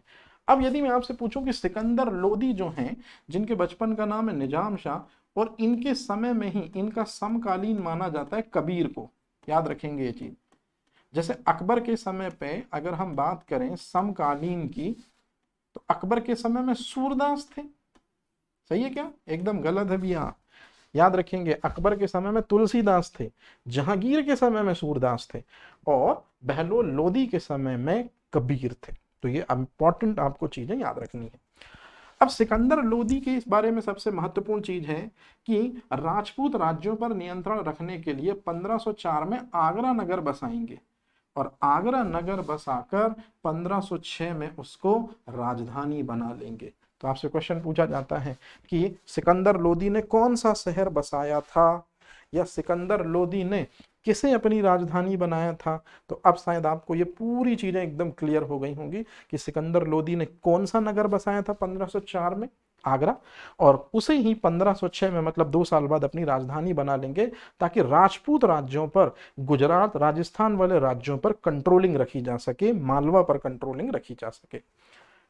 सिकंदर लोदी ने भी प्योर इस्लामिक तरीके से शासन करना उचित समझा है।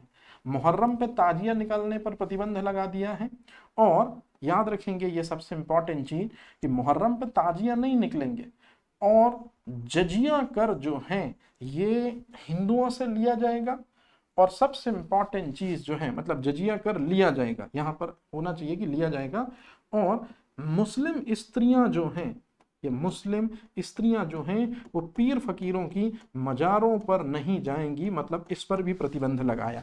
मतलब ये बिल्कुल वही पॉइंट है एफएसटी जैसा, कि एफएसटी ने भी टोटल शरीयत के हिसाब से चला था, तो इसी वजह से उसने मुहर्रम में ताजिया निकालने पर प्रतिबंध लगा दिया था, जजिया कर वसूला था उसने, और साथ ही साथ मुस्लिम महिलाओं को निकलने दिया जाएगा कि नहीं, बिल्कुल नहीं निकलने दिया जाएगा कि वे जाके पूजा अर्चना उपासना कर सकें पीर फकीरों संतों की मजारों के पास जाकर, तो ये चीज ना होगी। अब सिकंदर लोदी जो है इसने आयुर्वेद पर एक ग्रंथ लिखा है जिसका नाम है फहरंगे सिकंदरी, याद रखेंगे ये आयुर्वेद पर आधारित एक ग्रंथ है, फहरंग ए सिकंदरी।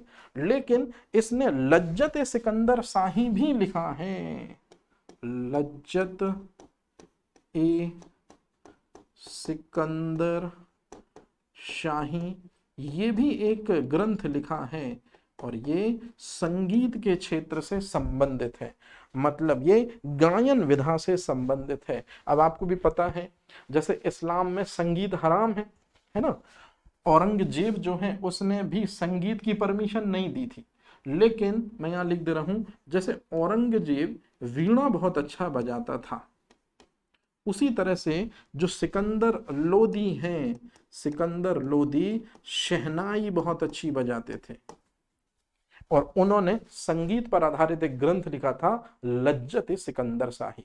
तो ये आपको याद रखना है, औरंगजेब वीणा बहुत अच्छा बजाते थे, सिकंदर लोदी शहनाई बहुत अच्छी बजाते थे, संगीत के लिए इन्होंने लज्जत सिकंदर शाही ग्रंथ लिखा था जो कि गायन विधा से संबंधित है एक, और फहरंगे सिकंदर शाही ये आयुर्वेद पर आधारित एक ग्रंथ विज्ञान है, जो दरअसल में सिकंदर लोदी के टाइम पीरियड में फारसी में दरअसल में इसको लिखा गया था। अब यदि मैं इसके जस्ट बाद आगे बात करूं तो उस राइटर का नाम बताइए कि जब भी वो कविताएं लिखता तो पहला वर्ड लिखता गुलरुखी, मतलब गुलरुखी शीर्षक के नाम से अपनी कविताएं कौन लिखा करता था, याद रखेंगे सिकंदर लोदी लिखा करते थे। तो गुलरुखी शीर्षक के नाम से कविताएं जो लिखते थे वो थे सिकंदर लोदी। अब चलते हैं इब्राहिम लोदी की तरफ। सिकंदर लोदी की डेथ के बाद उसका बेटा जो है इब्राहिम लोदी वो शासक बनता है। हालांकि दादा जितना ज्यादा सॉफ्ट था, समान में प्रथम की नीति, सभी अफगान सरदारों के साथ समानता का व्यवहार, और कई बार बहलोल लोदी तो ये कहते भी थे कि यदि आप मेरी नीतियों से असंतुष्ट हो तो ये पगड़ी रखी है, मतलब सुल्तान का ताज रखा है, किसी के सर भी रख सकते हो। वहीं इसके विपरीत जो सिकंदर लोदी था वो ये कहता था कि यदि मैं अपने गुलामों को, यदि मैं अफगान सरदारों को अपनी पालकी पर बिठाऊंगा तो ये मेरे सर पर चढ़ जाएंगे। मतलब कहने का है कि सिकंदर लोदी ने अपने पिता के राजत्व सिद्धांत को ना मानकर बल्कि सुल्तान में ही 100% फेथ लाने की पूरी कोशिश करवाई। सिकंदर लोदी की डेथ के बाद उसका बेटा शासक बनेगा, वो तो और ज्यादा दरअसल में क्या था, घमंडी हम बोल सकते हैं इब्राहिम लोदी को, लेकिन नौजवान था, और नौजवान के साथ साथ सबसे इंपॉर्टेंट चीज है कि युद्ध विद्या में पारंगत था। लेकिन सबसे बड़ी चीज कि उसको ये सबसे बड़ी दिक्कत थी, या ये उसके पतन का सबसे बड़ा कारण हुआ कि उसको उसके आसपास के कुछ लोग उसके दिमाग में कुछ स्पेशल टाइप की बातें भरते रहते कि कुछ लोग आपके खिलाफ लगातार षड्यंत्र कर रहे हैं, और असल मायने में जो लोगों के दिमाग में बताया जाता कि वो आपके लिए षड्यंत्र कर रहे हैं, जबकि वो तो सुल्तान का हमेशा भला ही चाहते हैं। तो कहने का मतलब है थोड़ा सा रूढ़िवादी मानसिकता से ग्रसित है व्यक्ति, चाटुकारिता और चापलूसी वाले लोग इसको ज्यादा पसंद हैं और इसी वजह से इसकी सल्तनत ढही। कैसे, देखते हैं आगे। तो इब्राहिम लोदी जो है ये सिकंदर लोदी का बेटा है, याद रखेंगे, और यही दिल्ली सल्तनत का सुल्तान बनता है। इसी के समय पर, इब्राहिम लोदी के समय पर, हिंदुस्तान के सबसे शक्तिशाली शासक है राणा सांगा, नॉर्थ इंडिया में, याद रखेंगे, क्योंकि साउथ इंडिया में कौन है, कृष्णदेव राय, तुलुब राजवंश के शासक।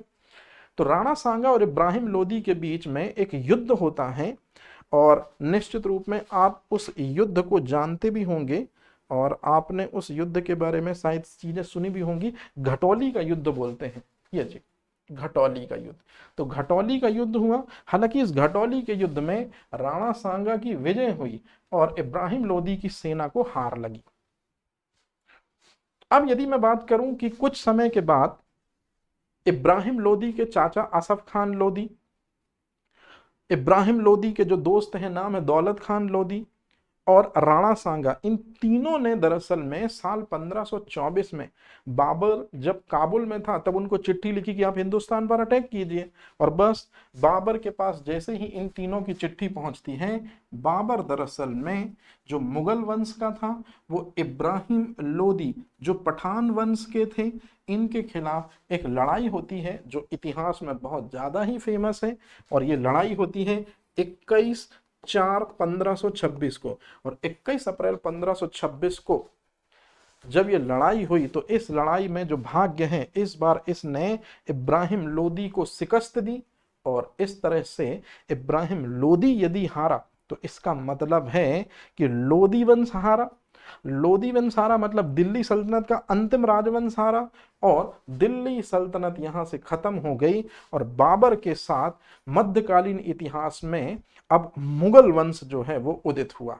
तो कहने का सीधा सा मतलब यह है कि मुगल वंश का अभ्युदय हुआ और दिल्ली सल्तनत और लोदी वंश जो है इब्राहिम लोदी के साथ में ही ढह गए।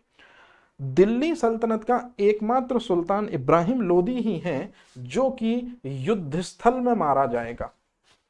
मतलब युद्धस्थल में जितने भी, अच्छा दिल्ली सल्तनत में 32 सुल्तान हैं टोटल, ये आप याद रखेंगे। तो दिल्ली सल्तनत में टोटल 32 सुल्तानों में से एकमात्र जो युद्धस्थल में मरा उसका नाम है सिकंदर लोदी। सही है क्या? बिल्कुल नहीं, सिकंदर लोदी के बाद जो अगला शासक बना है इब्राहिम लोदी। तो इब्राहिम लोदी एकमात्र युद्धस्थल में मारा जाने वाला सुल्तान है।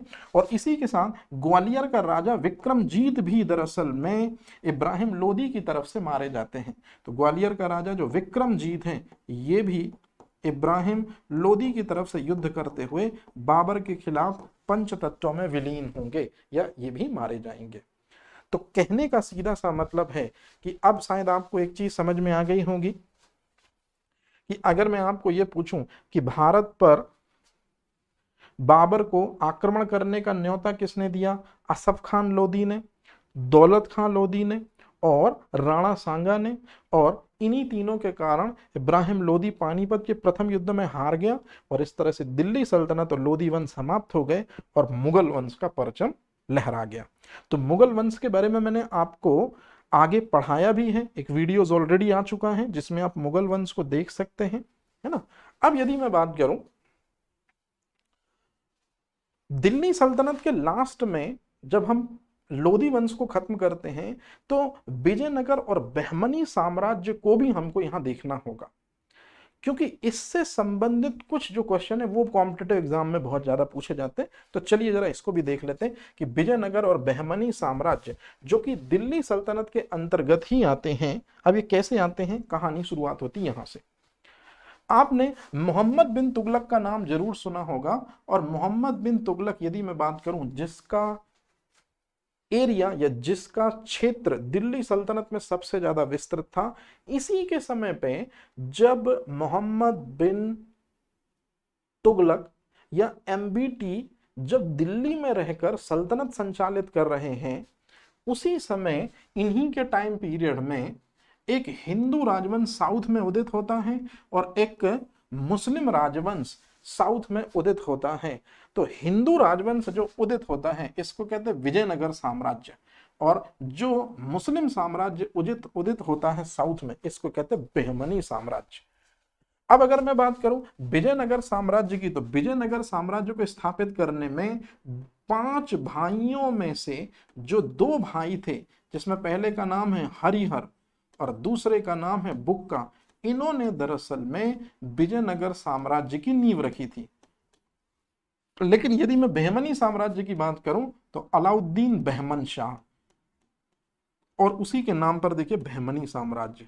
तो अलाउद्दीन जो बहमन शाह हैं, ये आपको याद रखना है, इन्होंने ही बहमनी साम्राज्य की नींव रखी थी।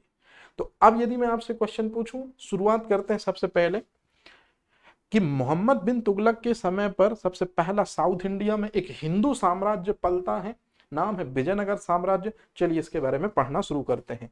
तो सबसे पहले विजयनगर साम्राज्य की स्थापना होती है 1336 में।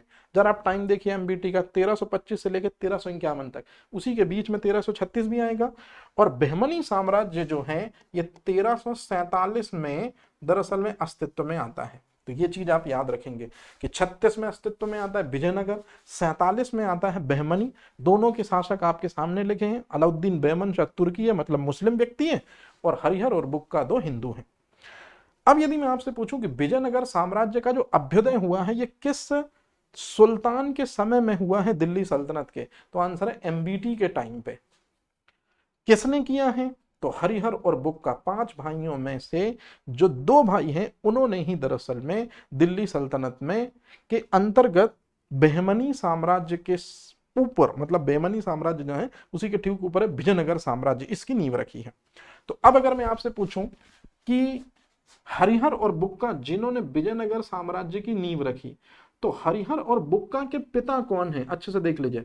हरिहर और बुक्का के पिता है संगम। तो विजयनगर साम्राज्य जो है वो टोटल 4 वंशों में डिवाइड है। और इसी तरह से यदि मैं बोलूं कि विजयनगर साम्राज्य का प्रथम वंश कौन सा है, तो विजयनगर साम्राज्य का जो प्रथम वंश है वो है संगम वंश। मतलब हरिहर और बुक्का ने विजयनगर साम्राज्य में जो सबसे पहला वंश है संगम वंश, वो स्थापित किया था अपने पिता के नाम पर। इस तरह से गुरु की यदि हम बात करें, माधव विद्यारण्य, दरअसल में हुआ यह था कि एमबीटी अपने चचेरे भाई के विद्रोह का दमन करने साउथ इंडिया में आता है। और वो साउथ इंडिया में जब आता है तो निश्चित रूप में काकतीय शासक से भी उसको युद्ध करना पड़ता है, और इसी काकतीय शासक को हराकर वो इन दोनों भाइयों को जो काकतीय शासक के राज्य क्षेत्र में अधीन थे, इनको ले जाता है अपने साथ, कहाँ, दिल्ली, और इनसे इस्लाम स्वीकार करवा लेता है। कुछ समय के बाद जब ये दोनों भाई फिर से एक विद्रोह का दमन करने के लिए साउथ इंडिया पहुंचते हैं, तो माधव विद्यारण्य के प्रभाव में आकर ये इस्लाम धर्म को त्याग देते हैं और दक्षिण भारत में अपना एक नया साम्राज्य स्थापित करते हैं, और यही साम्राज्य विजयनगर साम्राज्य बनता है। मतलब कहने का है कि माधव विद्यारण्य एक महत्वपूर्ण गुरु हैं, जिनके प्रभाव में आकर हरिहर और बुक्का जो हैं वो दरअसल में क्या करते हैं, अपना विजयनगर साम्राज्य, अपना हिंदू एम्पायर बनाते हैं। अब अगर मैं आपसे क्वेश्चन पूछूं कि विजयनगर साम्राज्य की पहली राजधानी कौन सी थी, अनाय गोंडी, और अनाय गोंडी सिर्फ 7 साल तक राजधानी रहेगी, उसके बाद परमानेंट राजधानी आ जाएगी, नाम है विजयनगर। तो अब जो सबसे इंपॉर्टेंट चीज आप देखेंगे वो है ये टेबल। इस टेबल में आपको ये साफ साफ समझ में आ रहा होगा कि विजयनगर साम्राज्य के अंतर्गत ये 4 वंश जो आप देख रहे हैं, इन 4 वंशों ने विजयनगर साम्राज्य में शासन किया है। मतलब विजयनगर साम्राज्य का पहला वंश है संगम, दूसरा है सुलुभ, तीसरा है तुलुभ, और चौथा है अरबिडू। तो पहला क्वेश्चन यही हो गया कि विजयनगर साम्राज्य में कितने वंशों ने शासन किया है, आंसर है 4। दूसरी चीज, अब इसमें यदि आपसे पूछा जाए कि विजयनगर साम्राज्य कब से कब तक चला, तो ये चीज आपको याद रखनी पड़ेगी कि विजयनगर साम्राज्य जो है वो कब से कब तक चला है, 1336 से 1652 तक चला है। चलिए शुरुआत करते हैं। सबसे पहले विजयनगर साम्राज्य में सबसे पहला वंश है संगम वंश। संगम वंश के स्थापक या संस्थापक कौन है, हरिहर प्रथम, याद रहेगा ये चीज।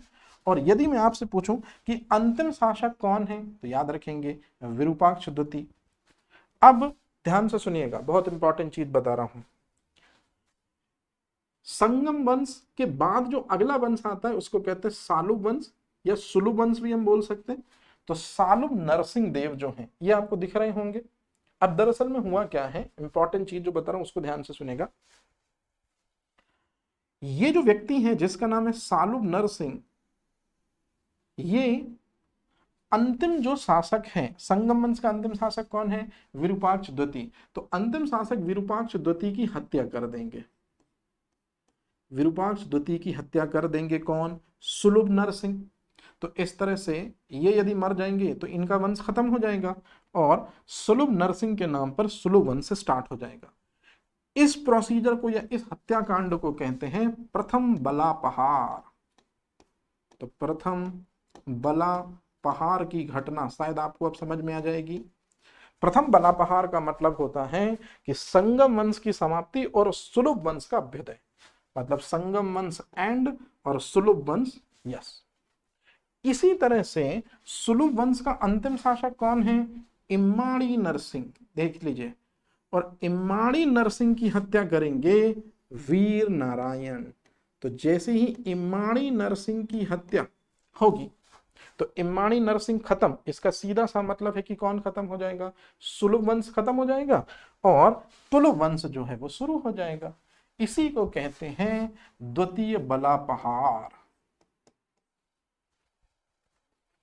और अब आता है सबसे इंपॉर्टेंट चीज, विजयनगर साम्राज्य का तीसरा जो वंश है इसको कहते हैं तुलुभ, और इसी से संबंधित हैं कृष्णदेव राय। तो आपसे ये क्वेश्चन पूछा जाता है कि कृष्णदेव राय जो हैं ये विजयनगर साम्राज्य के सबसे यशस्वी शासक हैं, लेकिन ये किस वंश से ताल्लुकात रखते हैं? जल्दी से बताइए। तो ये तुलुभ वंश से ताल्लुकात रखते हैं, याद रहेगा ये चीज। और इसी कैटेगरी में जो एक व्यक्ति है, यदि हम देखें सदाशिव, ये सदाशिव जो राय हैं ये तुलुभ वंश के अंतर्गत ही हैं, लेकिन उतने अच्छे शासक नहीं हैं। और इन्हीं के समय पे ज्यादा जो प्रशासनिक व्यवस्था संभालता है उसका नाम है राम राया। और आपको आगे पढ़ना ही पड़ेगा कि जो राम राया है यही दरअसल में विजयनगर साम्राज्य के पतन का कारण बनेगा, क्योंकि बहमनी साम्राज्य के जो 4 मुस्लिम राज्य हैं ये दरअसल में विजयनगर साम्राज्य को समाप्त करेंगे राक्षसी तंगड़ी के युद्ध में। तो तलीकोटी या इस तरह का जो युद्ध है अभी हम उसको देखेंगे, तो ये चीज आपको याद रखनी है। और लास्ट वाला है आरबीडू, इसमें आपको उतना परेशान नहीं होना है। तो जो चीजें मैंने स्टार्ट में बताई वो आप ध्यान रखेंगे। अब चलते हैं आगे। विजयनगर साम्राज्य की यदि हम बात करें तो 1336 से 1652 तक ये चला। सबसे पहले हम देखते हैं कि सबसे पहला जो वंश है, अच्छे से देख लीजिए, पहला वंश कौन सा है? संगम वंश। तो संगम वंश से कौन कौन से क्वेश्चन बन सकते हैं इनके बारे में जरा हम चीजें देखने की कोशिश करते हैं।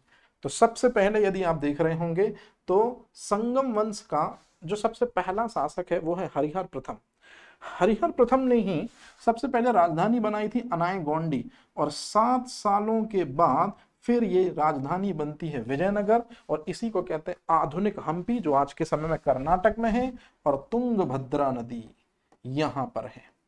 तो ये आपके लिए पहला पॉइंट। दूसरा, हरिहर प्रथम के बाद जो अगला शासक बनता है वो बुक्का प्रथम होता है। इसको दक्षिण का अकबर कहते हैं, क्योंकि लोगों की भलाई के लिए उसने बहुत सारे काम किए हैं, और सागरों के पार भी इसका व्यापार व्यवसाय या चीजें जो हैं वो खरीदी और बेची जाती हैं, तो इसलिए इसको कहते हैं सागरों का स्वामी। अब मेरी बात बड़े ध्यान से सुनिएगा। बुक्का प्रथम का एक पुत्र है जिसे कहते हैं कंपन, और कंपन ने मदुरै को जीता था अपने बाहुबल से। तो कंपन की जो पत्नी है जिनका नाम है गंगा देवी, उन्होंने अपने पति की विजय के कारण एक ग्रंथ लिखा है मधुरै विजयम। तो मधुरै विजयम किसने लिखा? गंगा देवी ने। किनकी जीत के उपलक्ष्य में? तो कंपन के जीत के उपलक्ष्य में मधुरै विजयम को लिखा था। और याद रखेंगे कंपन और जो गंगा देवी हैं ये किसके दिशा निर्देशन में चल रहे हैं? तो बुक्का प्रथम जो हैं ये पिता हैं किसके? कंपन के। याद रहेगी चीजें। अब आगे हम चलते हैं, जो सबसे महत्वपूर्ण या मोस्ट इंपॉर्टेंट पॉइंट यदि मैं आपको बोलूं, हिंदुस्तान में बारूद का पहली बार इस्तेमाल कब होगा? तो मेरी बात बड़े ध्यान से सुनिएगा। एक बहमनी शासक का नाम आपको पढ़ना पड़ेगा, मोहम्मद शाह। और मोहम्मद शाह ने रायचूर दुआब, इसी को तुंगभद्रा दुआब कहते हैं, तो रायचूर दोआब या तुंगभद्रा दोआब को लेकर जब विजयनगर और बहमनी में विवाद की स्थिति हो गई और ये कंफर्म हो गया कि अब युद्ध होगा ही होगा, तो याद रखेंगे बहमनी शासक मोहम्मद शाह ने ही विजयनगर साम्राज्य के खिलाफ पहली बार बारूद का इस्तेमाल किया था। मतलब बारूद का पहली बार इस्तेमाल याद रखेंगे बहमनी शासक मोहम्मद शाह ने किया था और किसके अगेंस्ट में किया था? बुक्का प्रथम के अगेंस्ट में किया था। इंपॉर्टेंट है ये पॉइंट।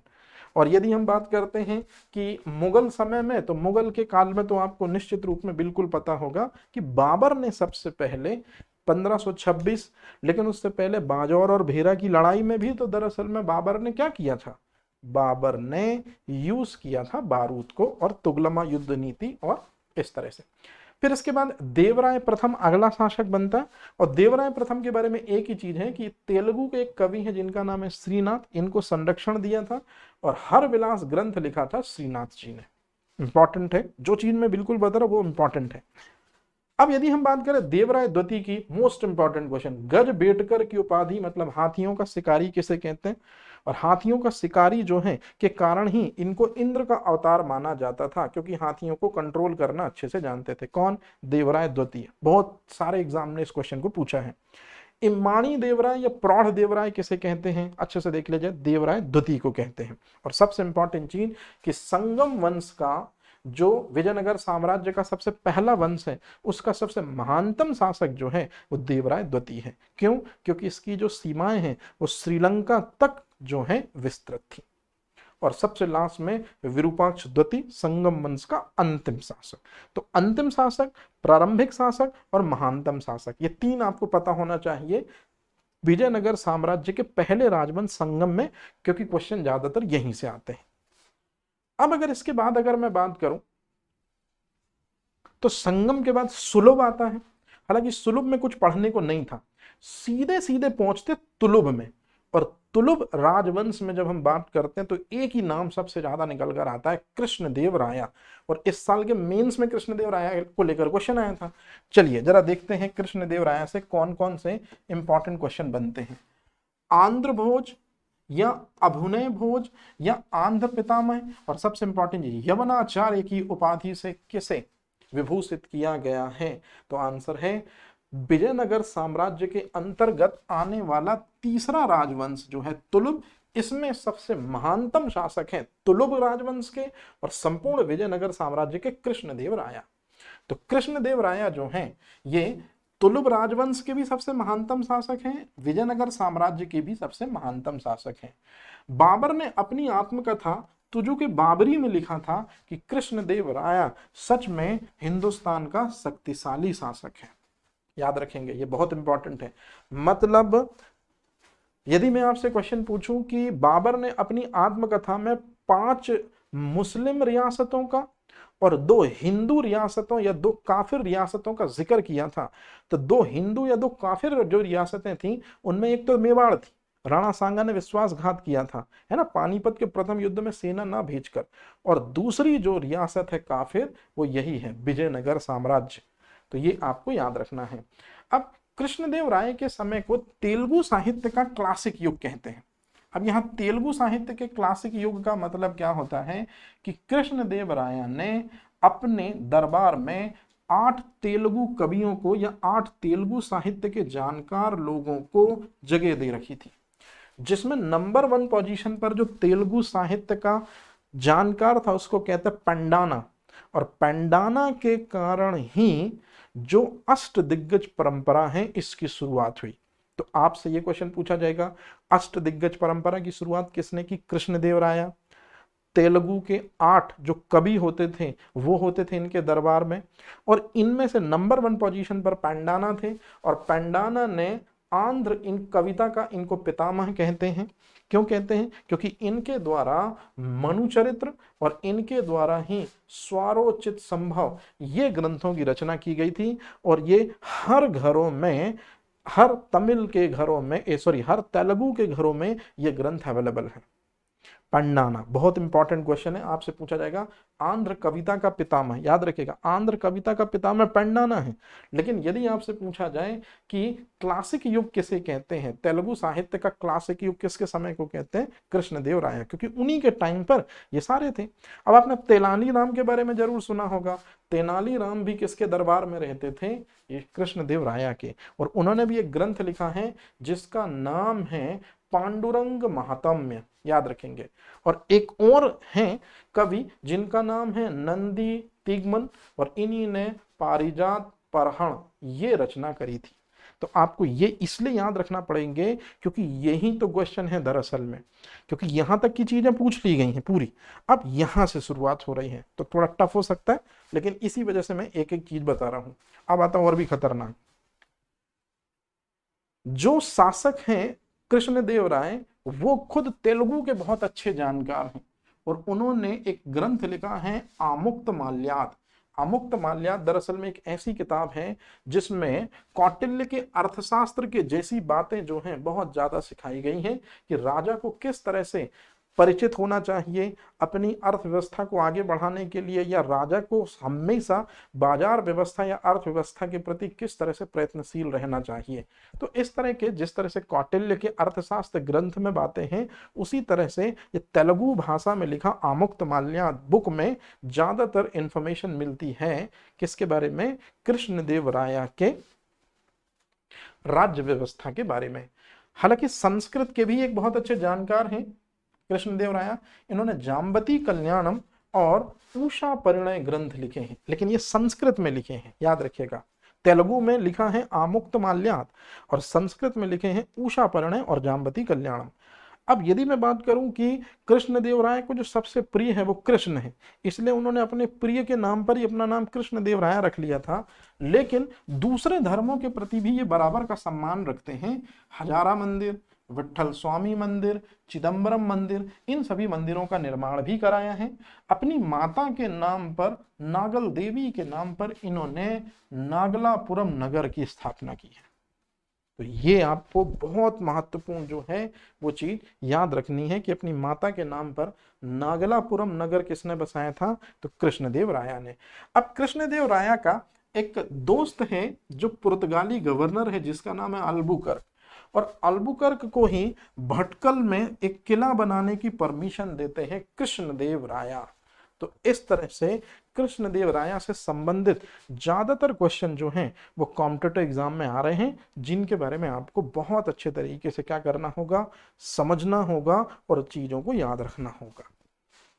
अच्छा, अब इसके जस्ट बाद उस युद्ध की बात कर लेते हैं हम जल्दी से, जिस युद्ध के कारण विजयनगर साम्राज्य का अस्तित्व समाप्त हो गया, या जिस युद्ध ने विजयनगर साम्राज्य को इतिहास के पन्नों पर हमेशा के लिए खो सा दिया। युद्ध है तलिकोटा, राक्षसी तंगड़ी या बन्नी हट्टी का युद्ध। तो तलिकोटा या राक्षसी तंगड़ी, ये जो अजीब वर्ड, वो जगह है जहां पर यह युद्ध लड़ा गया था। अब युद्ध में हमेशा दो लोग लड़ते हैं या दो पक्ष होते हैं। तो चलिए पहले पक्ष में आप खुद देख लीजिए कि तलिकोटा या राक्षसी तंगड़ी या बन्नी हट्टी के युद्ध में, जिस युद्ध में विजयनगर साम्राज्य को ध्वस्त करके रख दिया, इस युद्ध में कौन से दो पक्ष थे। तो पहला पक्ष था विजयनगर पक्ष, और विजयनगर की तरफ से तुलुब शासक हैं सदाशिव, हालांकि ये नाम के शासक हैं। इनकी पूरी प्रशासनिक व्यवस्था को इनके मंत्री, जिनका नाम है राम राया, ने ले रखी है। मतलब राम राया एक साम्राज्यवादी और महत्वाकांक्षी व्यक्ति है। दरअसल में राम राया क्या करता है कि जो पास में जो बहमनी साम्राज्य है, जो छोटे छोटे पार्ट्स में बटा था, राम राया उनके बीच में झड़पें कराता रहता था। दो को लड़ाकर स्वयं ही क्या करता था, इंजॉय करता था। और यही चीज हालांकि देर समझ में आई, लेकिन दुरुस्त समझ में आई। किसको, बहमनी साम्राज्य के जो मुस्लिम शासक हैं उनको। और फिर फाइनल में इन्होंने गुट बनाया, और फिर गुट बनाकर जब निश्चित रूप में लोहा लिया तो उन्हीं के पाले में ही जो है वो जीत नसीब हुई। तो चलिए जरा देखते हैं कि द्वितीय पक्ष में कौन है। तो दक्षिण भारत के 4 मुस्लिम राज्य हैं, उसमें से पहला अहमदनगर, और अहमदनगर के शासक ही हैं जिनका नाम आपको याद रखना पड़ेगा, अली आदिल शाह। तो अली आदिल शाह ने युद्ध के मोर्चे की क्या करी है, नेतृत्व किया है। हालांकि इसके अलावा बीजापुर, गोलकुंडा और बीदर, लेकिन बीदर इस संघ में शामिल नहीं, मतलब बीदर तो है शामिल, बरार शामिल नहीं। ये आपसे क्वेश्चन पूछा जाता है कि बन्नी हट्टी के युद्ध में कौन सी जो मुस्लिम रियासत थी वो शामिल नहीं थी, तो बरार शामिल नहीं था, बीदर शामिल था। और फाइनली में इन 4 मुस्लिम राज्यों ने लड़ाई लड़ी है किसके अगेंस्ट में, राम राया के अगेंस्ट में, जो विजयनगर साम्राज्य का वास्तविक में अगर हम देखें तो वही पूरी प्रशासनिक व्यवस्था देखता था। तो इस तरह से विजयनगर साम्राज्य की लड़ाई दक्षिण भारत के 4 मुस्लिम राज्यों से थी जो बहमनी साम्राज्य से संबंधित थे। लड़ाई कहां पर हुई है ये आपको क्लियर हो गया। किस डेट को हुई है अच्छे से देख लीजिए, 23 जनवरी 1565 को लड़ाई हुई है। इस युद्ध का प्रत्यक्षदर्शी दरअसल में एक ब्रितानी यात्री है जिसका नाम है Sewell, a forgotten empire book में दरअसल में इसके बारे में बताया गया है। और इस बुक में जो सबसे इंपॉर्टेंट चीज बताई गई है अ फॉरगेटन एम्पायर में, कि जो मुस्लिम राज्य हैं, ये याद रखेंगे, अहमदनगर, बीजापुर, गोलकुंडा, बीदर, ये बारूद का इस्तेमाल करते हैं। बारूद के इस्तेमाल से जो राम राया की सेना है, मतलब विजयनगर की जो सेना है, उसमें खलबली मच जाती है और सडनली राम राया जो है अपने हाथी से नीचे आ जाते हैं। और जैसे ही हाथी से नीचे आएंगे तो बिल्कुल वही कहानी याद करिए अकबर और हेमू में, कि हेमू जैसे ही अपने हवाई हाथी से नीचे गिरा था तो अकबर के सैनिकों ने उसे घेर लिया था और इस तरह से बंदी बना लिया था। सेम यहां पर भी होगा कि जैसे ही राम राया हाथी से नीचे गिरेगा, इसका सीधा सा मतलब है कि तत्काल उसको पकड़कर बंदी बना लिया जाएगा, और जैसे ही उसको पकड़कर बंदी बना लिया जाएगा कुछ समय बाद उसका सर धड़ से अलग कर दिया जाएगा। और इस तरह से विजयनगर साम्राज्य का पतन हो जाएगा, क्योंकि विजयनगर को बेहतर तरीके से संभाल ही रहा था कौन, राम राया। तो जैसी राम राया की डेथ होती है विजयनगर साम्राज्य ध्वस्त सा हो जाएगा या समाप्त ही हो जाएगा। अब आती है वो कहानी, या अब आती है वो चीज जो हमारे लिए है बहुत इंपॉर्टेंट, कि विजयनगर में आने वाले प्रमुख विदेशी यात्री कौन से हैं। तो चलिए जरा देख लेते हैं कि विजयनगर में आने वाले जो सबसे प्रमुख विदेशी यात्री हैं वो कौन हैं। तो सबसे पहले हम यदि बात करते हैं तो निकोलो कॉन्टी। ये निकोलो कॉन्टी कौन है, निकोलो कॉन्टी की निकोली कोट्टी, निकोली कोट्टी जो है याद रखिएगा, ये इटली का है। किसके समय पे आया था, देवराय प्रथम के समय पे आया था। और ये देवराय प्रथम जो हैं, ये आपको याद रखना है कि ये वो शासक हैं जो बहमनी साम्राज्य से पहली बार मित्रता करते हैं और वैवाहिक संबंध भी स्थापित करते हैं। चलिए अब बात करते हैं अब्दुल रज्जाक की। अब्दुल रज्जाक फारस का एक यात्री है ना, विदेशी यात्री है जो देवराय द्वितीय के समय पर आता है। और ये देवराय द्वितीय वही हैं जो गजबेटकर हैं, इंद्र का अवतार हैं, और निश्चित रूप में इन्हीं को माना जाता है इम्माड़ी देवराय या प्रौढ़ देवराय भी इनको कहा जाता है। डोमिंगो पायस और बारबोसा ये पुर्तगाली यात्री हैं और ये कृष्णदेव राया के समय में आते हैं। और ये वर्णन लिखते हैं कि कृष्णदेव राया के समय पर सड़कें साफ रहती थी, याद रखेंगे।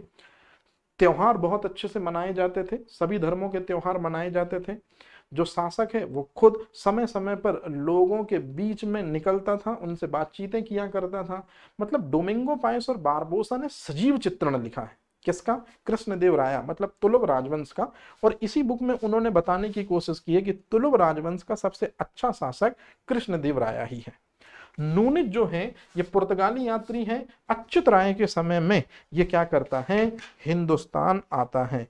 तो इस तरह से अगर मैं अब बोलूं कि यहां पर हमारा जो है ये पूरी तरह से मिडिवल इंडिया जो कॉन्सेप्ट है वो पूरा खत्म होता है। मतलब पूरी की पूरी मिडिवल इंडिया लगभग हमने 3.5 घंटे में जो कवर की है, इसमें मैंने आपको सिर्फ वही बताया है जो आपके कॉम्पिटिटिव एग्जाम स्पेशली प्रीलिम्स से रिलेटेड है। लेकिन यदि आप इन वर्डों को गौर कर रहे होंगे तो आपके 3 मार्कर भी बहुत आसानी से कंप्लीट हो जाएंगे। लेकिन आप 3 मार्कर के लिए अभी थोड़ा सा टाइम रखिए, उसके लिए हम अलग अप्रोच रखेंगे। ये तो वन लाइनर फैक्ट थे जो ऑलरेडी आपको पता है, लेकिन मुझे ऐसा लगा कि ये एक बार और मेरी जवानी आपकी आंखों के सामने से यदि गुजर जाएगा तो फिर चीजें आपको एकदम क्लैरिफाई हो जाएंगी। तो इस तरह से यहाँ पूरी तरह से दिल्ली सल्तनत अपना दम तोड़ती है और मेरा भी दरअसल में यहाँ सेशन होता है एंड। Thank you.